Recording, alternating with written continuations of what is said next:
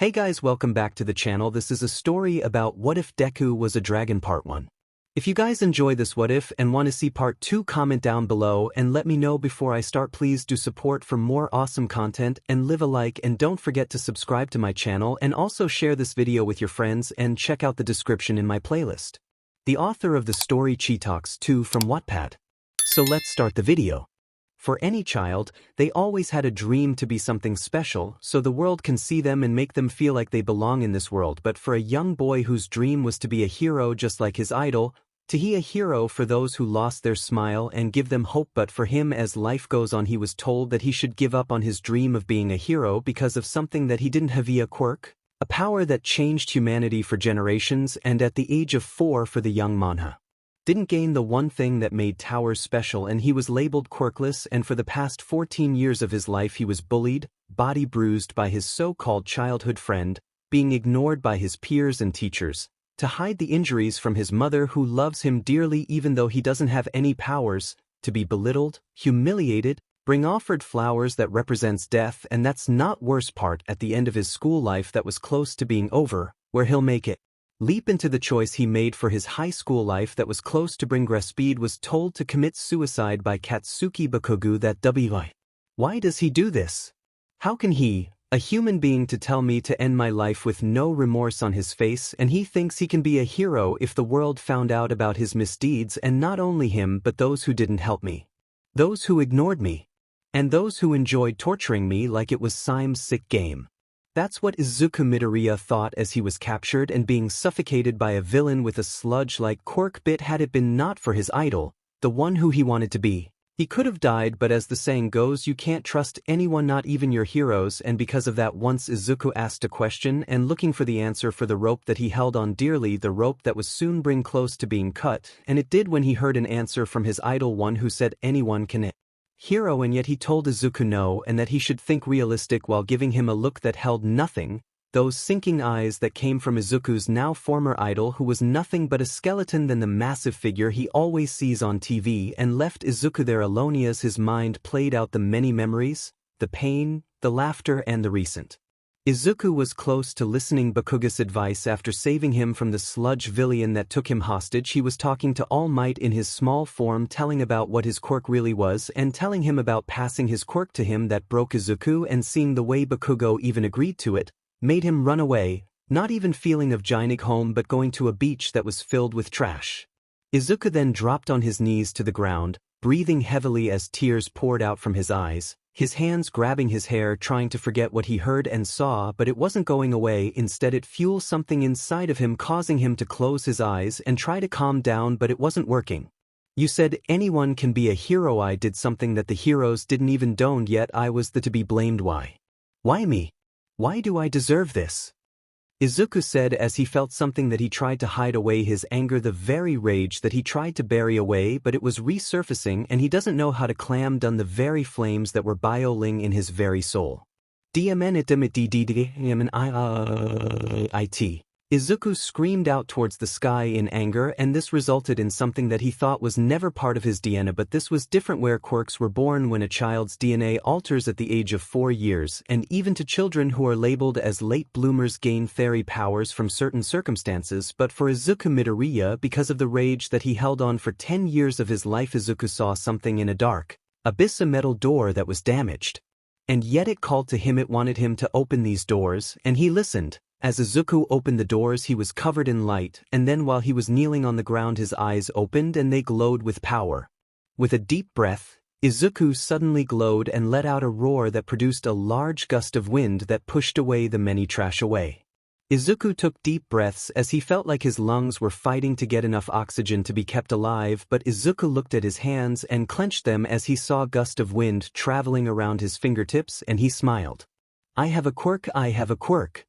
He started to shed tears of happiness, but that disappeared as he recalled everything from 10 years, and he frowned, which reacted with his newfound powers. But he calmed down, which resulted in his eyes stop glowing, feeling the power now gone and not feeling the wind dancing around him. I finally have a quirk that's my own, and now I'll use it to be a hero and show those who they have messed with for 10 years, Izuku said as he finally head home, which resulted in his mom being worried. But after Izuku told her that he finally has a quirk. She was happy for him, but he was still in trouble for being late, which he didn't, because in his mind as of this moment all he could think about was ways to use this power to its fullest. Chapter end. Hello, I'll be doing over this book because I've been told by some comments and note you know what, forget it. All I can say is enjoy this newly chapter on Izuku the fusion hero. Stay safe and peace out. Months was all it took for Izuku Midoriya to become a different person, gone while the skinny boy that had to deal with constant bullying and right now standing in front of the gate that held the entrance exam for UA High as he clenched his bag strap and taking a few deep breaths. I'm gonna do my best and become a hero in my own way, Izuku thought. No, what the hell are you doing here, Deku? An obnoxious voice was heard that it made Izuku to sigh in annoyance. When he turned around he saw him, Katsuki Bakugo, who had a glare on his face. I asked you what the F are you doing here, Deku? IF told you to give up your dream of even being a hero. He told Izuku while getting near him ready to blow him up, but he stopped as he saw the way Izuku was looking at him. This made Bakugo pissed at the boy, but he saw that many eyes were on them that it made him click his tongue in annoyance and even made him even more pissed at the words from his mentor. This made Bakugo pissed at the boy, but he saw that many eyes were on them that it made him click his tongue in annoyance and even made him even more pissed at the words from his mentor. He walked past Izuku, but not before saying a few words to Izuku. You better wish I don't end your sorry excuse of a life right here, you F reject. But then Bakugo heard something from Izuku that caused his eyes to widen. Then you better watch yourself for ever being F born in this world, shitstain. That's all Izuku said as he watched Bakugo resumed on his walking, leaving Izuku to try and calm himself. Calm down, calm down. You'll have your chance, you'll have your chance, you'll have your chance, you'll have your chance, you'll have your chance, you'll have your chance, you'll have your chance, you'll have your chance, you'll have your chance. He continued said this while walking, but because of him lost in his own thoughts he didn't focus on where his foot was going, causing him to trip on his own feet. This made him panic a bit until he felt himself stop in midair as he stared at the ground. That was when he heard laughter, which made him turn to left and saw a brunette with innocent eyes. Sorry if I used my quirk on you, it would have been a bad omen to hit the ground, she said to Izuku, who gulped because of the fact that a girl was talking to him instead of belittling him. When the girl used her quirk to set him down she smiled at him, which made him slightly blush. Sorry I couldn't say anything before since you and that guy were having a little bit of a disagreement, but man, this exam is gonna be a bit nerve-wracking if I'm being honest, she said while scratching her head while Izuku was silent during her one-sided conversation with him, which made her curious, but then she saw that more students were on Ing, and which got her to panic. Well, I gotta go, don't wanna be late, see ya around, she said, leaving Izuku there to choke up since he couldn't say anything back to her. Two couldn't even talk to a girl. I guess I didn't change that much considering my luck with girls is -1, but he shook his head as he walked towards the building. After being registered towards the room where he'll be taking the test and finishing as soon as 2.5 hours were done, Izuku was at the auditorium taking seat and hearing the announcer who was present Mike, and Izuku couldn't help but fanboy a bit, but he did had to clean out his ears cause of his loud voice, but his joy was damaged since the person sitting next to him was Katsuki Bakugo, who simply glared at Izuku, but the boy himself tried to ignore the Bomberman and focus on what Present Mike was saying while looking through his notebook that contained the many uses for his powers. Present Mike was then talking about point values involving with the robots, and Izuku saw 4 images of the robots going from 1 to 3 points, and seeing the other with 0 made him curious as he then started to write up something in his notebook. Just then, but one of the examinees got out of his seat questioning about how UA is making a disgrace to be making a mistake for the pointers. Izuku, who was still focused in his notebook, couldn't help but sigh at the one who was talking, but then, and you with the unruly green hair, if you are just here to and not listen to what that was being said and being nothing but a distraction for everyone, then please leave. When he pointed at Izuku, the lights were focused on him, causing him to widen his eyes at the accusation that was placed on him, but before Izuku could even say anything, Present Mike pitched in and explained that the 0-pointer was only a gimmick and doesn't mean anything, which solidified the young man, and he took his seat, but the damage was done as Izuku stared with narrowed eyes. Even someone who you don't even know wants you out of here. Face it, Deku, you'll always be a nobody. He heard this from Bakugo, wanting a reaction from the greenette, only to get nothing. That made him clenched his fist. What the F is his deal? He was talking all smack outside and now he's completely ignoring me. You FBS 𝐷, just you wait. Bakugo thought in anger. Later on it was time for the practical part of the entrance exam and we see Izuku wearing his light green track pants, his red shoes and a black tank top, stretching a bit of his muscles and taking a few calming breaths while thinking of different scenarios on how to use his powers for this part of the exam. But then his mind wandered towards a head of Borwin hair and saw her, the girl he met before, and saw that she's showing a bit of nervousness, making Izuku towards her to maybe try to talk to her this time. However, this wasn't the case since someone decided to stop Izuku while grabbing his shoulder. This made him turn his head and look up to see the same young man who was wearing glasses and having clothing that looks to be something runners use, and he was giving Izuku a serious look on his face. "I see what you're trying to do. You're trying to measure that girl's power of concentration. Are you here to obstruct your fellow test takers? Have you no shame?"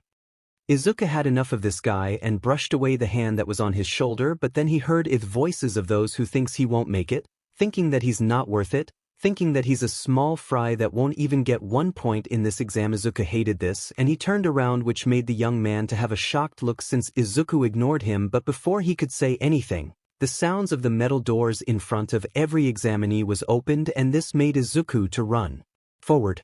Plus some of the examinees simply laughed that Izuku might get disqualified, but that wasn't the case when Present Mike said that there aren't any countdowns in a real battle, which made every one of them to quickly leave.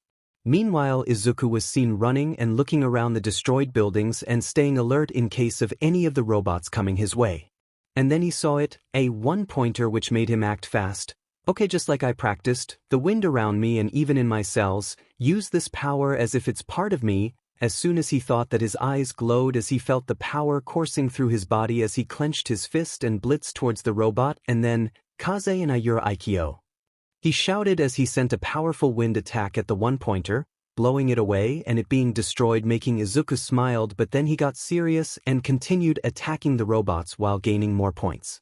It didn't take long for Izuku to reach about 49 points and taking a breather a bit while leaning on a wall. But he did hear the constant yelling of examinees saying how many points they have, which made Izuku to take calming breaths to regulate his breathing, and then he got to work and continued on. Meanwhile, inside of a control room, a strict time limit and a vast battleground, nothing quite like it to bring everyone's ardor into the open and uncover their skills. Insight, the ability to grasp the situation quickly and accurately; agility, the ability to stick a dynamic entry without ever being late to the party; judgment, the ability to face any obstacle with coolness and composure; and of course, sheer fighting prowess. We can gauge their respective levels of those foundational skills by way of the point system. Oh my, we've raked in a bumper CRP this year. We can't be sure of that yet. The thing to really test their metal is this: once the button was pressed, out came the gimmick that was known as the 0-pointer. Izuku, who took a seat to rest, suddenly heard the sound of something large, and then he saw a gimmick that's not even worth 0 points, and all he could say was, how the heck did they get the money for that thing? Izuku thought as he got up and seeing the many examinees panicking at the sight of the 𝗵𝗲 and running away, and not even looking back. Izuku saw this, but he simply stared at the 0-pointer while missing a glance that came from the same young man with glasses that ran past him. Izuku wasn't just focusing on the robot, but he was also listening to the sound around him as he focused, and then he heard its sound of someone being injured and he ran towards it with a wind-based dash. The same girl that Izuku met was the one that was trapped under the rubble with one of her ankles being stuck and injured, and not only that, but she reached her limit when she used her quirk, and now she was defenseless as she saw the robot's giant limb coming close to her, that it made her scared, and all she could do was close her eyes. But then she heard the sound of struggling, which made her open her eyes and saw the boy again that she met, who was using his powers to stop the robot from crushing the girl. Izuku looked down while showing the girl a smile on his face. "Hi, I'm Izuku Midoriya, Ochako Uraraka," she told the boy, who used even more power pushing the giant limb that was pressing more. "This is really heavy, are you okay?" Izuku asked the girl, only to get a response that she was injured at the ankle and reached her limit when she used her quirk. This got Izuku to under the situation and used his hand to produce more wind, and using his other arm to send a small but a powerful gust of wind that pushed away the rubble from the girl's ankle, which got her to sigh in relief, but that only leads Izuku feeling the pressure in his arms as the 𝗵𝗲 continued to push even more forced on the boy.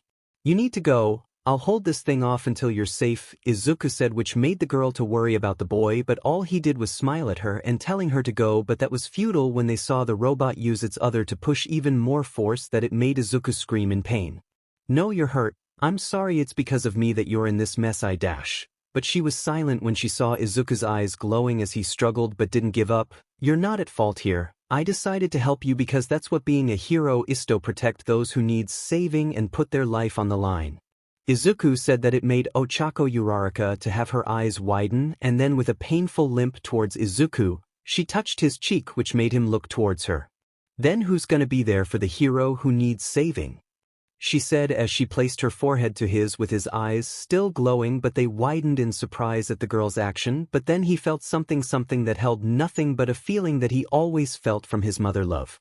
And then a light was shown where the two teens were, and with the 0-pointer suddenly felt its limb being lifted by a force that wasn't its own accord, and then it felt its while robotic body being lifted with the examinees, and the ones who were watching this were shocked that they were seeing as the 0-pointer was suddenly hoisted up in the air by a figure that was in a glowing light that was forest green with their eyes glowing, and said this as it was above the robot and had their hands towards it, Ghiryoku Hasaiki. When that was said, the robot felt a force that pushed it down to the ground, and once it hit on impact, the robot was destroyed in a sight of fire and scattered metal scraps.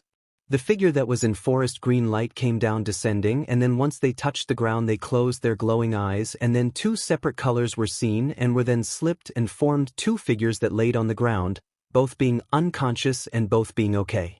The entrance exam came to an end, and we see Izuku now sporting his junior high attire and heading home after getting healed up by the school nurse, but his mind wandered at the situation that had occurred that involved with that brunette. "Hey, wait up!"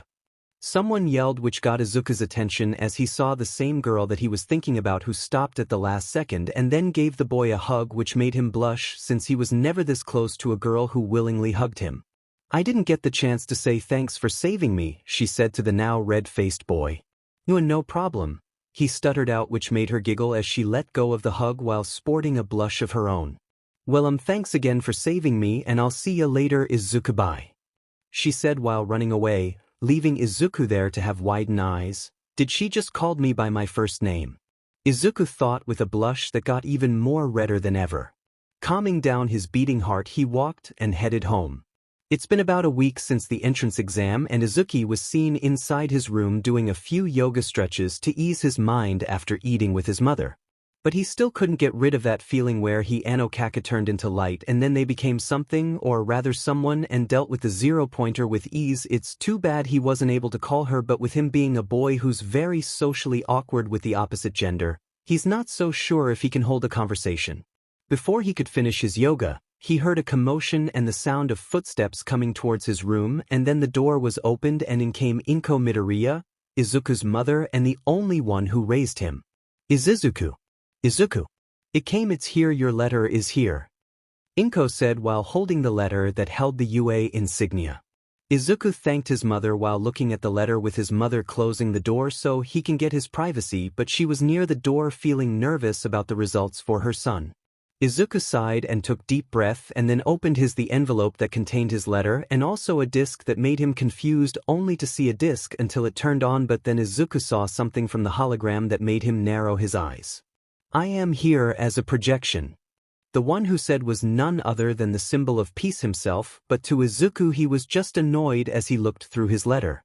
"Young Midoriya, you did well with the written exam in flying colors, and with the practical exam you at least 59 points, which made you pass the exam. However, there was something else. While looking through the footage, the ones who were observing you all and seeing how 𝐒𝐻 saved that young girl and her doing the same for you, the both of you earned rescue points for this exam, meaning you earned 60 points from the judges and young Uraraka earned 45 points. Now young Crush Sizzle." Izuku stopped listening as he crushed the disc with narrowed eyes. His anger was surfacing, but he tried to calm himself since this was the day he finally did it, and when he opened his door to see his mom, and he gave her a big smile.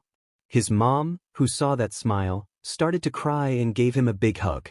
"Oh, my baby, I'm so proud of you." When the results were distributed for the examinees, the judges were talking about two specific persons. The results of the practical skills entrance examination are here. Though he earned 0 rescue points, Katsuki Bakugo still placed second place, however he has competition for the person who ranked first. He targeted the 1P and 2P villain boys, approaching them slowly and continuously intercepted them to lose them into a flashy explosive blast with extra strength too once they'd gotten weaker. During the second half of the exam, that kid's as tough as they come. Now the one who ranked number 1, this kid, who has 59 villains points, was efficient in using his quirk to deliver precise attacks towards 1, 2 and 3 pointers while also saving his energy to continue on. Was smart in case the battle against a villain gets tiring, but then, he did something that made all of us jumped out of our seats. He put his life on the list 𝐔𝐬𝐽 for a girl who was trapped in a rubble and wasn't able to break free, and had it not been for the Yonen's quick decision, those two would have been even more hurt than they were, but it doesn't answer the question on how they escaped. From what we saw, the girl was at her limit and the boy looked to be using a wind-based quirk, so what was that light just now that caused them to reappear to deliver the final blow against the 0-pointer? Who cares? I couldn't help but shout, 𝐕𝐻, when the 0-pointer was raised up in the air and then was sent to the ground and got destroyed. Man, talk about a robotic takedown. While everyone was talking, All Might in his skinny form was watching Izuku's face and his performance, and he couldn't help but narrow his eyes. Young man, I never forgotten what you did all this months ago, but the fact that you lied and said you didn't have a quirk, was there a reason to deceive me by lying? Or rather, you were afraid of telling me what your power really is. Either way, I need to keep a close watch on you, and I also need to watch young Bakugo carefully as well. That's what he was thinking when he saw his successor's performance, and he couldn't help but sigh that he didn't gain no hero points. Maybe he should have a talk with him towards the mindset he has now. It was now springtime, and as of this moment, Izuku Midoriya was officially a first year in his dream school with the school uniform on his person and his backpack on his back. He was ready to go, but his mother stopped him. Izuku, did you pack some tissues? Yes, Mom. What about your hanky? You can't leave without a hanky. Yes, Mom, I packed it and everything else I need just in case. Now I need to go or I'll be late. When Izuku was about to leave out of the door, his mom called out to him. When he turned his head, he saw his mother giving him a smile on her face. I'm so proud of you, Izuku. I might not say it much, but I'm so glad to have in my Lefido be your mother and giving you the love that you needed. And before she could say anything, she hugged by her son, who had a smile on his face. And I'm glad to have you as a loving mother. I'm so glad that you gave me life, and I'm gonna make the most of it in this school life. I love you, Mom, Izuku said to his mother, who couldn't help but cry tears of joy at the words from her son. And with words of encouragement and crying and a last hug from his parent, Izuku left home and his high school life. And with words of encouragement and crying and a last hug from his parent, Izuku left home and his high school life starts now. When Izuku got off the train and taking a walk where his new school, he looked around to try and find his classroom, which was a task that almost made him late, but he found and saw the door for the class and saw that it was huge. Wow, that's a big door. Well, here goes. I'm going to be meeting those who made it into the hero course and passed the exam, Izuku said, but he stopped himself from opening the door as he thought of someone who's likely to be in this classroom. With a deep breath, Izuku opened the door and then saw the scene that was in front of him. Don't put your legs on the desk. Do you not see that you're being disrespectful towards your classmates that once used these desks that are now our upperclassmen? Someone said towards the one whose legs were on the desk with no care that was in his face, but he did smirked arrogantly. No, as a matter of fact, I don't even care. So which middle school are you from anyway, you 2-bit extra? Izuku could only sigh at the scene. I'm from Somei Junior High School. The name's Tenya Ida. The now named Tenya Ida said towards the spiky blonde-haired young man who narrowed his eyes. Well, aren't you an elite? Seems I've got a reason to offend you after all. What nerve! And you want to be a hero? Ida said. You'll also like Small But Powerful Hero by Death Instinct 25. Small But Powerful Hero 4K. Izuku Midoriya, a pro hero, unleashes a power he never knew he had, unlocking his past life. He changes a lot, but becomes more powerful. Sadly, he is turned into a 𝐒𝐻𝐁 codename. 𝐒𝐿-Force discontinued by 𝗵𝗲𝗍𝗔 codename. 𝐒𝐿-Force discontinued 1K. Izuku Midoriya has gone rogue. Not in the evil way, but he has literally gone rogue from his post. Escaping from captivity of the Nine Tails, he ends up back in his home smart thinking by 09 Sabertooth smart thinking 8K party popper completed confetti ball Izuku Midoriya had a great life with his twin sister until they turned to the age of 4 when they found out Izuku was quirkless. Izuku life took a turn. F the virtuoso villain Deku by Lower Moon 5 the virtuoso villain Deku 3K7K at a young age, Izuku Midoriya gave up his dream to become a hero. He didn't have a quirk. He was not special. He longed to be remembered. He wanted to be known. He want rise from a wishing star by 09 Sabertooth rise from a wishing star 2K party popper completed confetti ball Izuku Midoriya was a quirkless boy who wanted to be a hero really badly but couldn't for his lack of a quirk.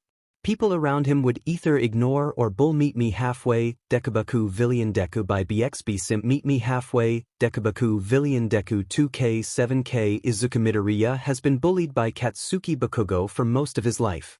So when the time that he realized even his mother even feels sorry for him, he runs away. But then the two boys along with everyone else inside the class turned their attention towards Izuku who saw them staring at him, making him look down a bit, but then they heard fast footsteps coming his way and saw that it was 𝗕𝗏𝗍𝐻𝗐. Hello, my name is 𝗕𝗏𝗍𝗐 from 𝗬𝗏. Izuku stopped him just in time while rubbing the back of his neck. I heard you the first time, the name's Izuku Midoriya. Nice to meet you, Izuku said towards 𝗬𝗏 who saw the unsure look on the boy's face which made 𝗬𝗏 realized his actions from before and this made him bow down that made Izuku surprised. Midoriya, I would like to apologize for my actions during the practical part of the exam and during the auditorium. It was childish of me to say these words and I must hand it to you that you actually found the true nature of the practical skills exam, didn't you? What? He thought with multiple question marks that were above Izuku's head. I was blind to it and completely misread you. I hate to admit, but you were better the man and I must apologize once more. 𝗬𝗏 said as he bowed even more, which made Izuku chuckled nervously at the boy's action. Well, it's okay, no need to go overboard, but try to understand more on a person before you jump to conclusions, Izuku said to 𝗬𝗏 who nodded and understood. Hey, I know that color of green, Izuku. When Izuku heard his name he turned around and smiled as he saw Ochako. When he said her name, the girl walked towards him and gave him a hug as she laughed lightly. Their little action caused a few heads to turn in fairy direction, with a few of them feeling a bit jealousy. But right now Katsuki Bakugo, who was glaring daggers at Izuku because of him enrolling in the school and the fact that he ignored him when their teacher told the class that both him and Izuku made into UA High, and this caused heads to turn towards Izuku who didn't care at all, and seeing how his peers were ready to congratulate him, he left the school quickly and this didn't sit well with Bakugo. Bakugo was close to getting Izuku cornered, but at the last second, as soon as he turned the corner, he saw that Izuku was gone, hiding in the crowd, and it made him clenched his fist as he felt the second power that bestowed upon him flickering in his eyes. I don't know what kind of trick you're pulling, Deku, but I'm gonna make sure your life ends here. As Izuku and Ochako were talking, they were suddenly stopped when 𝗕𝗏𝗍𝗍 heard a voice. If you're gonna be hunting for buddies, do it elsewhere. Ochako and Izuku then saw the face of a man wearing a sleeping bag and laying on the floor. This is the Department of Heroics, he continued saying while taking out a pouch and finishing it up with one gulp. The man then stood up and unzipped his sleeping bag, revealing a black jumpsuit with white cloth that wrapped around his neck. It took you all 8 seconds to quiet down. Life is short, kids. You're all lacking common sense, he told the students who wondered who he was. And then he spoke. I'm your homeroom teacher, Shodai Aizawa. Pleasure meeting you, he's our homeroom teacher. Everyone thought as they saw Aizawa suddenly going into his sleeping bag and taking out a gym uniform. Wear these immediately, and then shove off to the P grounds. Meanwhile, All Might now in his small form was seen looking through the UA systems, thinking about which teacher Bakugo will be with. With everyone now on the PE grounds, a quirk apprehension test. The students of Class 1A said with widened eyes. But what about the ceremony? And the guidance counselor meeting? If you want to be heroes, we don't have time for frilly necessities. You all understand the school's reputation for freedom on campus well, that freedom goes for us teachers as well. To all the activities you did during middle school, from the softball pitch to the seated toe touch, those physical tests where you were barred from using your quirks, the country still hasn't gotten around to standardizing those sorts of records or keeping track of average performance levels. Izawa then looked towards Bakugo. Bakugo, how far could you pitch a soft in middle school? As Izawa asked that, Bakugo said around 67 meters was when he threw a softball throw in middle school. Well, if that's the case, try using your quirk this time around. As long as you don't exit the circle, anything you do is fine. He said this while tossing the ball at Bakugo, who walked into the circle and stretching his arms. And don't hold back. Once Izawa said this, Bakugo just smirked. And then got into position. Alright you extras, watch how a real hero does it, adding the power that the symbol of peace gave to me in my arms, adjust the percentage along with my explosions, and then, hey!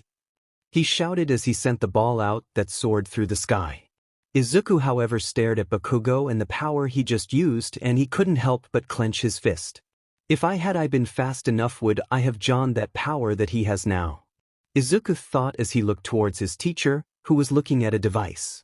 Before anything else, one must know what they're capable of. This is the rational metric that will form the basis of our hero foundation. Izawa showed everyone Bakugo's score, which was 905. 6 meters, 905 meters. Unreal. Awesome, that looks so fun. We can really use our quirks now. That's the Department of Heroics for you. But Izawa wasn't pleased at their little amusement and decided to do something to change their attitude. So you think this is fun, huh? Alright then, let's make this even more fun, shall we? The student who ranks last in total points will be considered hopeless and instantly expelled. This caused everyone to have shocked looks, but Izuku watched carefully. Our freedom means we dispense with students as we please. Welcome to the Department of Heroics. He said this with a smile on his face. Izuku saw it and he couldn't help but let out a small chuckle. This guy, alright, let's play your game then, Eraserhead, Izuku thought as his eyes glowed with power. With at the start of the quirk assessment had begun, everyone had to do a number of tests they did before coming to UA. While using their quirks, some had the advantage, others didn't. Izuku was a bit in between since he thought that his power was wind-based, but because of what he did during the practical part of the exam with Ochako, he's not so sure what exactly his power was, so during the test he's been basically using his wind-based powers, but enough not to put any strain on his person. It was during the 50-meter run was where Izuku was up against Bakugo, who gave him a snarl which he completely ignored. Once the countdown hit 0, both boys speed off, with them reaching close to finish line and ending up with Izuku being first place with a couple of seconds fewer than Bakugo, who glared at the boy. After that came the other test, which Izuku did well. From the standing long jump to more physical-like test, he didn't do too bad, but he couldn't help but feel like he was being watched, and it felt calculated. With came the final test of the quirk assessment. When Izuku's name was called, he walked towards the circle and then took a deep breath, which caused his hair to lightly move on their own, and then he got ready to throw the ball, and when he died saw that the score was low. Score, 43. 6 meters, what the... Izuku realized why he felt that calculated gaze on his person, and because of what had occurred now, he simply chuckled while avoiding a long scarf-like rope and made him turn his attention towards his teacher, who simply had a look that said he knows what Izuku's was playing at. Is there a reason for trying to capture me, Mr. Izawa? Izuku said with a smile on his face, which made the teacher glare at him, and as he had his quirk activated, which made his hair float in the air and his eyes glowing red. The moment you started these tests, all I saw was disappointment. Do you think this is some joke? I told you all to give it your all and you're just not even trying, so tell me, Izuku Midoriya, do you think you can be a hero with that kind of quirk? He asked Izuku, who had his hand under his chin, thinking about the question he was just asked, and then he looked at his teacher with a smile. Of course, 'cause I know what I can do right now, he said while grabbing another ball and looking at his teacher with glowing eyes. I'll be showing you just how powerful I am. As soon as he said that, dust was picked up from where he was standing, and then a high condensed pressure of air was formed that caused the rest of the students to cover their eyes, with one of them having a look of shock on their face. Izuku clenched his hand and got into a pitcher's stance, and then, Ippachi. As soon as that was said, Izuku sent the ball flying in the air, which spun and had flew even further. Once the dust was cleared, the class saw Izuku, with his eyes glowing and hair moving on its own, and they felt like this was someone who you shouldn't mess with. Izuku then looked at Aizawa, who had wide grin at what he saw and even looking at the score. This kid he's something else's with Bakugo, however, he was shaking in rage. Because of what he saw, and because of that time where he saw Izuku disappeared. All he could do was glare and do nothing because he knew that if he started to act up knows that he won't get the chance to prove himself that he has the right to be the future #1 hero and someone who will surpass the current hero of all time. But he had this feeling that made him sick as he stared at Izuku. Deku, I won't let you have your chance of being a hero. I swear I'm gonna make sure you give up your dream even if I have to do it by force if have to. He thought of this as a bit of lightning danced around his eyes with his fist clenched at the mere thought of Izuku actually being stronger than him. It made him sick. Izuku then heard sounds of footsteps coming his way, and as soon as he saw who it was he smiled a bit. Wow, is this gonna be a routine from now on for you to be near me, Ochako?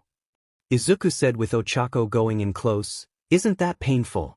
Maybe you should turn off your quirk or you might feel the after effects. She told him, which was understandable, and he listened, but because of that his legs gave in, causing him to almost trip, but Ochako caught him in time and made him float, that caused him to being upside down, with his face staring at Ochako.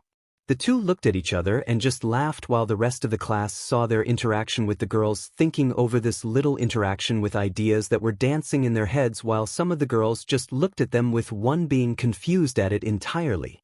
While the guys, well, some of them found it sweet, others found it irking. And then came the end of the assessment test with the students seeing their position, with the one who came in last was crying, but that ended when Aizawa said it was only a logical ruse while smiling at them. This leads to most of them having their souls come out of their bodies at that, while some just sighed in relief.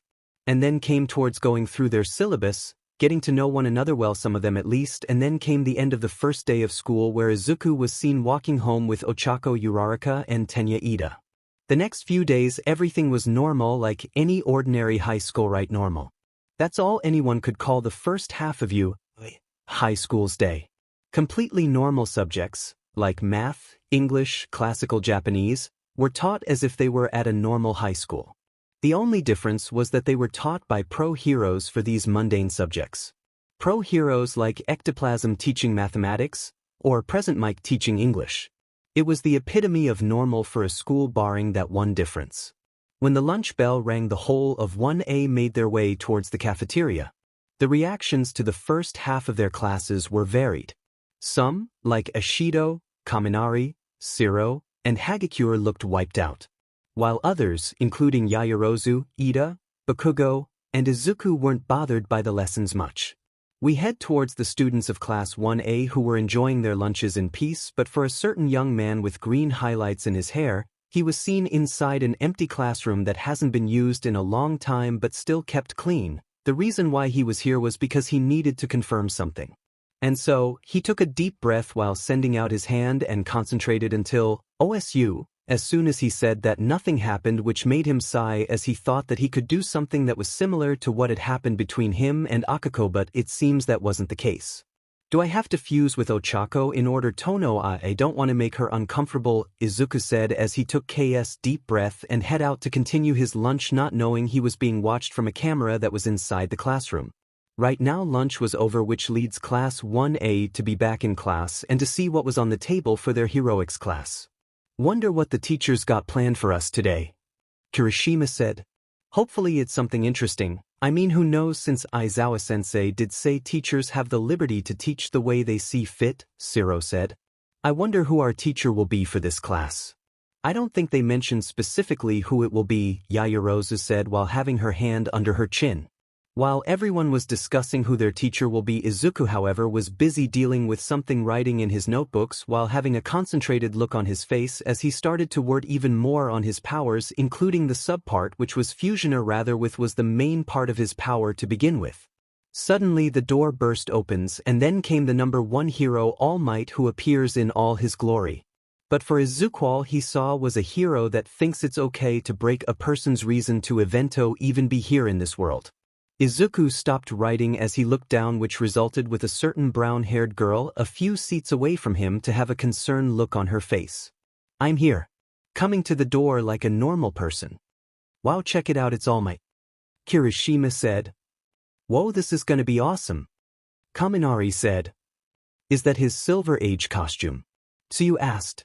When All Might walked dramatically towards the front and then faced all the students with his hands on his hips. Hello there students, I'll be teaching you all the tree meaning to being a hero. Today's lesson will be battle training. All Might said. Battle, Bakugo said with a wide grin as he heard this. Training. Izuku thought in his mind. However, what's a hero without the proper wardrobe? All Might said as he pressed a button to open and reveal the back wall to open up and showing individual cases for the students with their seat number on them. These cases contain each if your hero costumes. Make sure to suit up and meet in the training area. Once he said that he left the classroom while the students, grabbing their respective cases and left to get ready and gear up, but with Izuku, he was the last person to be in the class while stretching a little bit and grabbing his case and walking out of the class, but he saw that someone was waiting for him and he couldn't help but smile. Why do you think it's okay to wait for me? Izuku asked the person who grabbed his arm and was giggling a bit as they saw his face turning red a bit that they found cute, but they stare at Izuku who saw that they were being serious now. Because you deserve to have someone close by and I was worried. Oh, you want to talk about it, Izuku? This person asked him, which made Izuku's eyes widen a bit as this was something of a first for him since no one around his age ever even cared to even ask him if he was ever alright, and it made him close off any sort of friendship towards his peers from his old school, and he was thinking of doing that in UA, but this person, the one person who interacted with him that made him feel so complete. Izuku stared at this person, this girl that he gave him a reason to go further beyond in what he's capable of, and he couldn't help but smile at her and simply lean close to her, making their foreheads meet and looking at each other's eyes, with the girl having a blush on her face at the close proximity and the action Izuku just did. I'll be fine, Ochako, you don't have to worry, he said to her, but she didn't feel convinced, but the smile that was dawning in his face made her suspicion fade a bit, but it was still there. And then both him and Ochako walked towards the locker rooms and to get ready for what's gonna happen, not noticing that their eyes had a bit of sparks dancing around their eyes. And then both him and Ochako walked towards the locker rooms and to get ready for what's gonna happen, not noticing that their eyes had a bit of sparks dancing around their eyes. They say that clothes make the pros, young ladies and gentlemen, and behold, you are the proof. When All Might said that the students of Class 1A came out from the tunnel dressed in their hero costumes ready to face what's going to happen. Take this to heart. From now on you are all heroes in training, he said while getting revved up for the day. You all look so cool. Now then, shall we get started, you bunch of newbies? He asked them with one of the students having a smirk on their face. I'll show them how it's done, he thought. Just then Ochako was looking behind the tunnel and some of the students followed her action and heard footsteps that came from the tunnel. The echoing of footsteps being heard, and they saw a figure walking towards them, and then they saw the figure having a male stature and they had widened eyes, and even All Might was a bit shocked at the costume that this person was wearing. A full body suit that was reinforced in a material that looked like it can take a punch and not get dented, with the suit being black as its main color and the second color being green with a large black buckle with the belt bring green that held 11A. Full body suit that was reinforced in a material that looked like it can take a punch and not get dented, with the suit being black as its main color and the second color being green with a large black buckle with the belt bring green that held many pockets, with green gloves. The mask with the eyes being green completely covered this person's face as this person stopped walking and looked at the students, with one of them walking towards this person. Not bad, Izuku, I almost didn't recognize you well except for the green curly hair. She smiled with the now recognizable Izuku. Midoriya took his mask to reveal him smiling. Well, I want to make sure to be prepared for this training, and you look great, Ochako, he said while lightly blushing at Ochako's costume. This made Ochako to giggle while scratching at the back her head. Well, I should have been more specific about what I wanted. This made Ochako to giggle while scratching at the back her head. Well, I should have been more specific about what I wanted. This bodysuit is skin tight. Not really my style. You'll also like Small But Powerful Hero by Death Instinct 25. Small But Powerful Hero 4K. Izuku Midoriya, a pro hero, unleashes a power he never knew he had, unlocking his past life. He changes a lot, but becomes more powerful. Sadly, he is turned into a Chiel codename. Geoforce discontinued by Vanti 95 codename. Geoforce discontinued 1K. Izuku Midoriya has gone rogue. Not in the evil way, but he has literally gone rogue from his post. Escaping from captivity of the Nine Tails, he ends up back in his home. Smart thinking by 𝗂𝗏 Sabertooth. Smart thinking 8K party popper completed confetti ball. Izuku Midoriya had a great life with his twin sister until they turned to the age of 4 when they found out Izuku was quirkless. Izuku life took a turn. The virtuoso villain Deku by Lower Moon 5. The virtuoso villain Deku 3K7K. At a young age, Izuku Midoriya gave up his dream to become a hero. He didn't have a quirk. He was not special. He longed to be remembered. He wanted to be known. He want rise from a wishing star by 𝗂𝗏 Sabertooth. Rise from a wishing star 2K party popper completed confetti ball. Izuku Midoriya was a quirkless boy who wanted to be a hero really badly but couldn't for his lack of a quirk. People around him would either ignore or bull meet me halfway. 𝗕𝗶𝗄 villain Deku by 𝗵𝗃 meet me halfway. 𝗕𝗶𝗄 villain Deku 2K7K. Izuku Midoriya has been bullied by Katsuki Bakugo for most of his life. So when the time that he realized even his mother even feels sorry for him, he runs away. After this made Izuku wonder who was the one that made her hero costume while having a glare on his face, which Ochako saw that it made her sigh while smiling a bit. Oh my god, he's really the possessive kind, she thought while she tried not to laugh. Why does it have to be guys like him to talk to a gorgeous chick? Now that you're ready, it's time for combat training, All Might said, but he was stopped by a figure who looked like a futuristic knight. This is the fake city from our entrance exam. Does that mean that we'll be conducting urban battles again? This person who said this was Tenya Ida, which Izuku recognized from his voice. Not quite. I'm going to move you 2 steps ahead. Most of the villain fights you see on the news take place outside. However, statistically speaking, run-ins with the most dastardly evildoers take place indoors. Think about it. Backroom deals, home invasions, secret underground lairs. Truly intelligent criminals stay hidden in the shadows. For this training exercise, you'll be split into teams of good guys and bad guys and fight 2-on-2 indoor battles, All Might explained. Isn't this a little advanced? Someone said, which got All Might to say that the best training is what you get on the battlefield. But remember, you can't just punch a robot this time. You're dealing with actual people now. All Might finished off until he was bombarded with questions that went around like, Sir, will you be the one deciding who wins? How much can we hurt the other team? Do we need to worry about the losers getting expelled like earlier? Will you be splitting us up based on chance or comparative skill? Isn't this 𝗕𝗵𝗲 magnifique? This made All Might to clap his hands while saying he wasn't finished just yet while getting what looks to be a script. This made Izuku sigh. This guy's the school really okay to employ this guy may be a hero, but is he certified to be a teacher? The situation is this. The villains have hidden a nuclear missile somewhere in their hideout. The heroes must try to foil their plans. To do that, the good guys either catch the evildoers or recover the weapon. Likewise, the bad guys succeed if they protect their payload or capture the heroes. Time's limited, and we'll choose teams by drawing lots. All Might finished while feeling like one of the students was giving him a disappointed look. Isn't there a better way? Ida asked as he wondered the situation, but he was stopped from his thinking as he looked down to see Izuku. Pros often have to team up with heroes from other agencies on the spot. Izuku said this, which made Ida thanked Izuku, who nodded his head. Yes, I see. Life is a random series of events. Excuse my rudeness, Ida says as he bowed his head. No sweat. Let's draw. All Might says as all the students drew lots. With Izuku, who saw seen to have the letter A, he felt someone's weight on his person that it made him turn his head to see the person that was leaning on him, and he couldn't help but smile. Oh wow, it looks like we're a team. What are the chances?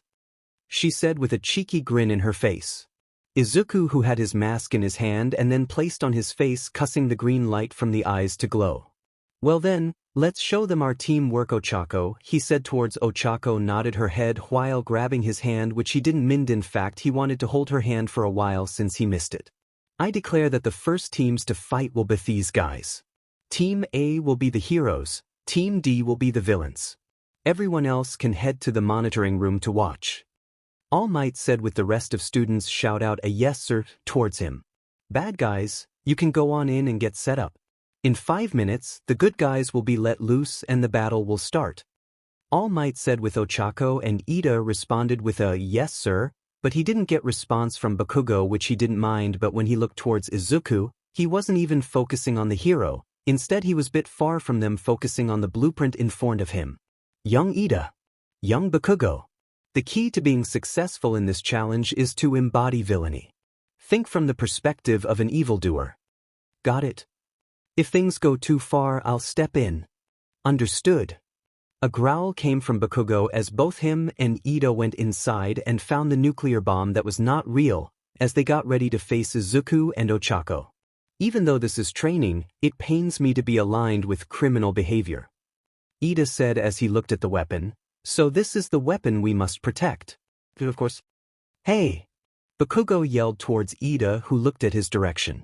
Do you really think Deku has a quirk? Bakugo asked, which got 𝗧𝗓 confused. Deku. You mean Midoriya? Well, you saw how he threw that ball, though I must admit he's really threatening when you look him in the eyes as he's focused on a task, if I'm being honest, but that just proves he aiming to be a hero the right way. Bakugo just clicked his tongue in annoyance, which made 𝗧𝗓 wonder, why is it that you seem to be especially angry when it comes to Midoriya? 𝗧𝗓 asked Bakugo, but the explosion quirk user simply ignored the futuristic knight and glared as he stared at his hand. Was he seriously just tricking me all these years? I'm gonna roast that DMN nerd today. He thought as he clenched his hand that was coursing with power. Meanwhile, we see both Izuku and 𝗀𝗏𝗁 looking at the blueprint, with the two of them having serious look on their faces. Okay, I think we got the blueprint memorized in our heads, but what's the plan on all of this? She asked as she turned towards Izuku, who placed a hand under her chin.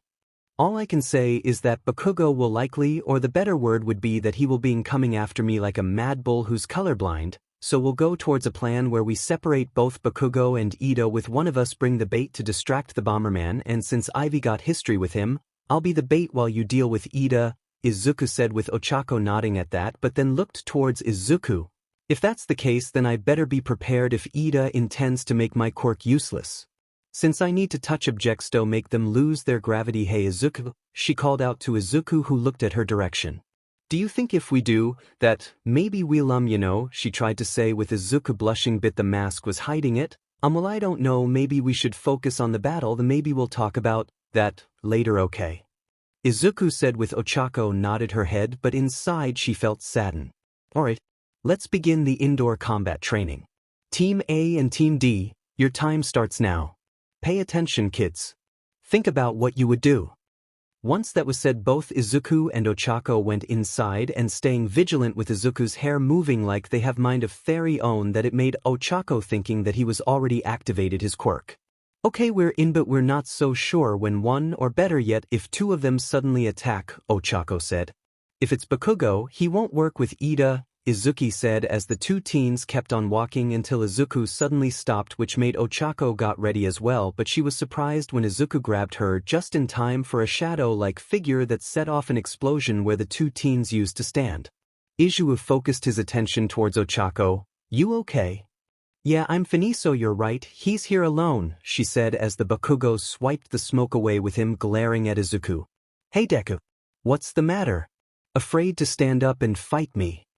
Bakugo yelled out with him smirk on his face that it made Izuku narrow his eyes. Meanwhile, in the monitor room, was where we see the rest of the class plus All Might watching the scene. He almost got the jump on them. Sneak attack, Bakugo. What kind of man pulls cheap CRP like that? It's a viable strategy. He's playing the part. Acting like a true villain would. It didn't work. Midoriya dodged him. But there he goes. I won't hurt you so bad they'll have to stop the fight. Just close. Bakugo shouted as he speed off towards Izuku, who only avoided a blast from Bakugo's right arm and then used his elbow to hit him in the gut hard that it caused him to widen his eyes in shock and in pain, but Izuku wasn't done since he did a handstand and then kick him in the face hard enough for his jaw to throb and pushing him back and hit the wall. Bakugo shouted as he speed off towards Izuku, who only avoided a blast from Bakugo's right arm and then used his elbow to hit him in the gut hard that it caused him to widen his eyes in shock and in pain, but Izuku wasn't done since he did a hand as well. Those moves were insane, she said, but when she saw the look from Izuku, even though he was wearing his mask, she can tell, which made her nod her head and left, leaving Izuku and Bakugo alone. Get up, we both know that those attacks couldn't put you down so easily, but it doesn't matter to me. I want you to know that you're not powerful, nor will you be able to best me, not at school and not when we actually become pro heroes. Bakugo couldn't think straight when he heard those words from Izuku, cause the only thing he can see was Izuku's mask that held no sympathy towards him. Bakugo got up and glared. You were always behind me since we were young. You were nothing but a buga waste of space who thinks he can even amount to anything, and now you think you can best me. You think you're F special. You useless D. He yelled out as Izuku saw if power that All Might gave Bakugo that it made him narrow his eyes. That's it, Bakugo. Show me that borrowed power, he thought as he saw Bakugo power up with orange arcs that formed around his body. Izuku simply looked at him and saw him blitz towards Izuku with a grin on his face as he set a few blasts towards the greenette, but Izuku suddenly jumped quickly at the last second with Bakugo's eyes widen at that action, but he wasn't fast enough. Izuku simply looked at him and saw him blitz towards Izuku with a grin on his face as he set a few blasts towards the greenette, but Izuku suddenly jumped quickly at the last second with Bakugo's eyes widen at that action, but he wasn't fast enough when he felt a fist connect to his back and a shout, 𝗬𝗵𝗲 𝗵𝗃. Izuku said as his attack pushed Bakugo to the floor with a heavy thud as he then dragged Bakugo by the leg, but Bakugo sent a blast towards Izuku that pushed him back, but he wasn't hurt. Bakugo simply got up as his teeth grinding at each other as veins started to pop in his forehead. Now I'm really pissed. He yelled out as he combined his explosions with the other power, giving him a major boost in speed that caught Izuku a bit off guard, but he jumped and using his power to float in the air a bit and then clenched his fist and started to flex his left arm. Meanwhile, Bakugo was seeing red as he felt the pain from the Izuku's latest attack. No, he can't beat me. Hey Bakugo. Tell me what's going on, what's happening. He heard from his intercom, which pissed him even more. Just shut up and keep guarding. I'm really pissed right now. 𝗧𝗵𝗲 𝗧𝗵𝗲. Bakugo looked only to get hit by a blast of wind that caused him to scream as the blast pushed him back as he tried to block the blast with his arms while using the power to strengthen his arms, but he felt it pain the drawback and it made clenched his teeth. It. He thought, but he didn't get the chance to catch his breath since he was suddenly punched in the chin that pushed him up in the air and hit the ceiling that cracked a bit from the impact, and this made Bakugo cough up a bit of BLD with his spit mixed in. Once he landed on the ground, he wiped away the BLD from his mouth and continued to use his power and blitz towards Izuku, who followed suit, and the two of them exchanged blows from wind-based to a blast of heat. A powerful punch or powerful kick from the boys, but Bakugo was the one that had the most injuries, with Izuku having a few scratches on his hero costume with a crack that formed in his mask with one of the eye's lights stopped glowing, which revealed his eyes. What's wrong, Deku? You think you can win? I'm still standing and you can't see the reality that I'm better than you. He yelled out only to get a sudden punch to the gut that pushed him back and causing him to curl up from the attack. 𝗵𝗃𝗁𝗲. Izuku said this with a calm tone as he removed his mask to show Bakugo how serious he was. Izuku said this with a calm tone as he removed his mask to show Bakugo how serious he was. That power you have and you still couldn't even land any powerful attacks at 𝗵𝗃𝗁𝗲. He made a mistake in choosing you. When Izuku said that, this made Bakugo looked at him in shock. How the hell do you? He then saw Izuku smile at him. Try and beat me to find out, 𝐭𝐞. Try and beat me to find out, 𝐭𝐞. And this got Bakugo to see red and blitz towards Izuku in rage, with Izuku letting the wind surround him as his eyes glowed in power and blitz towards Bakugo. Meanwhile, we see Ochako replaying the moment she had with Izuku during the entrance exam like it was a dream. Hershey just couldn't stop herself thinking about when the two of them became one. It drove her to try and ask Izuku if he wanted to share that experience again, but it seems he wasn't comfortable, which she understood, but she still felt sad that she couldn't feel that rush of emotion.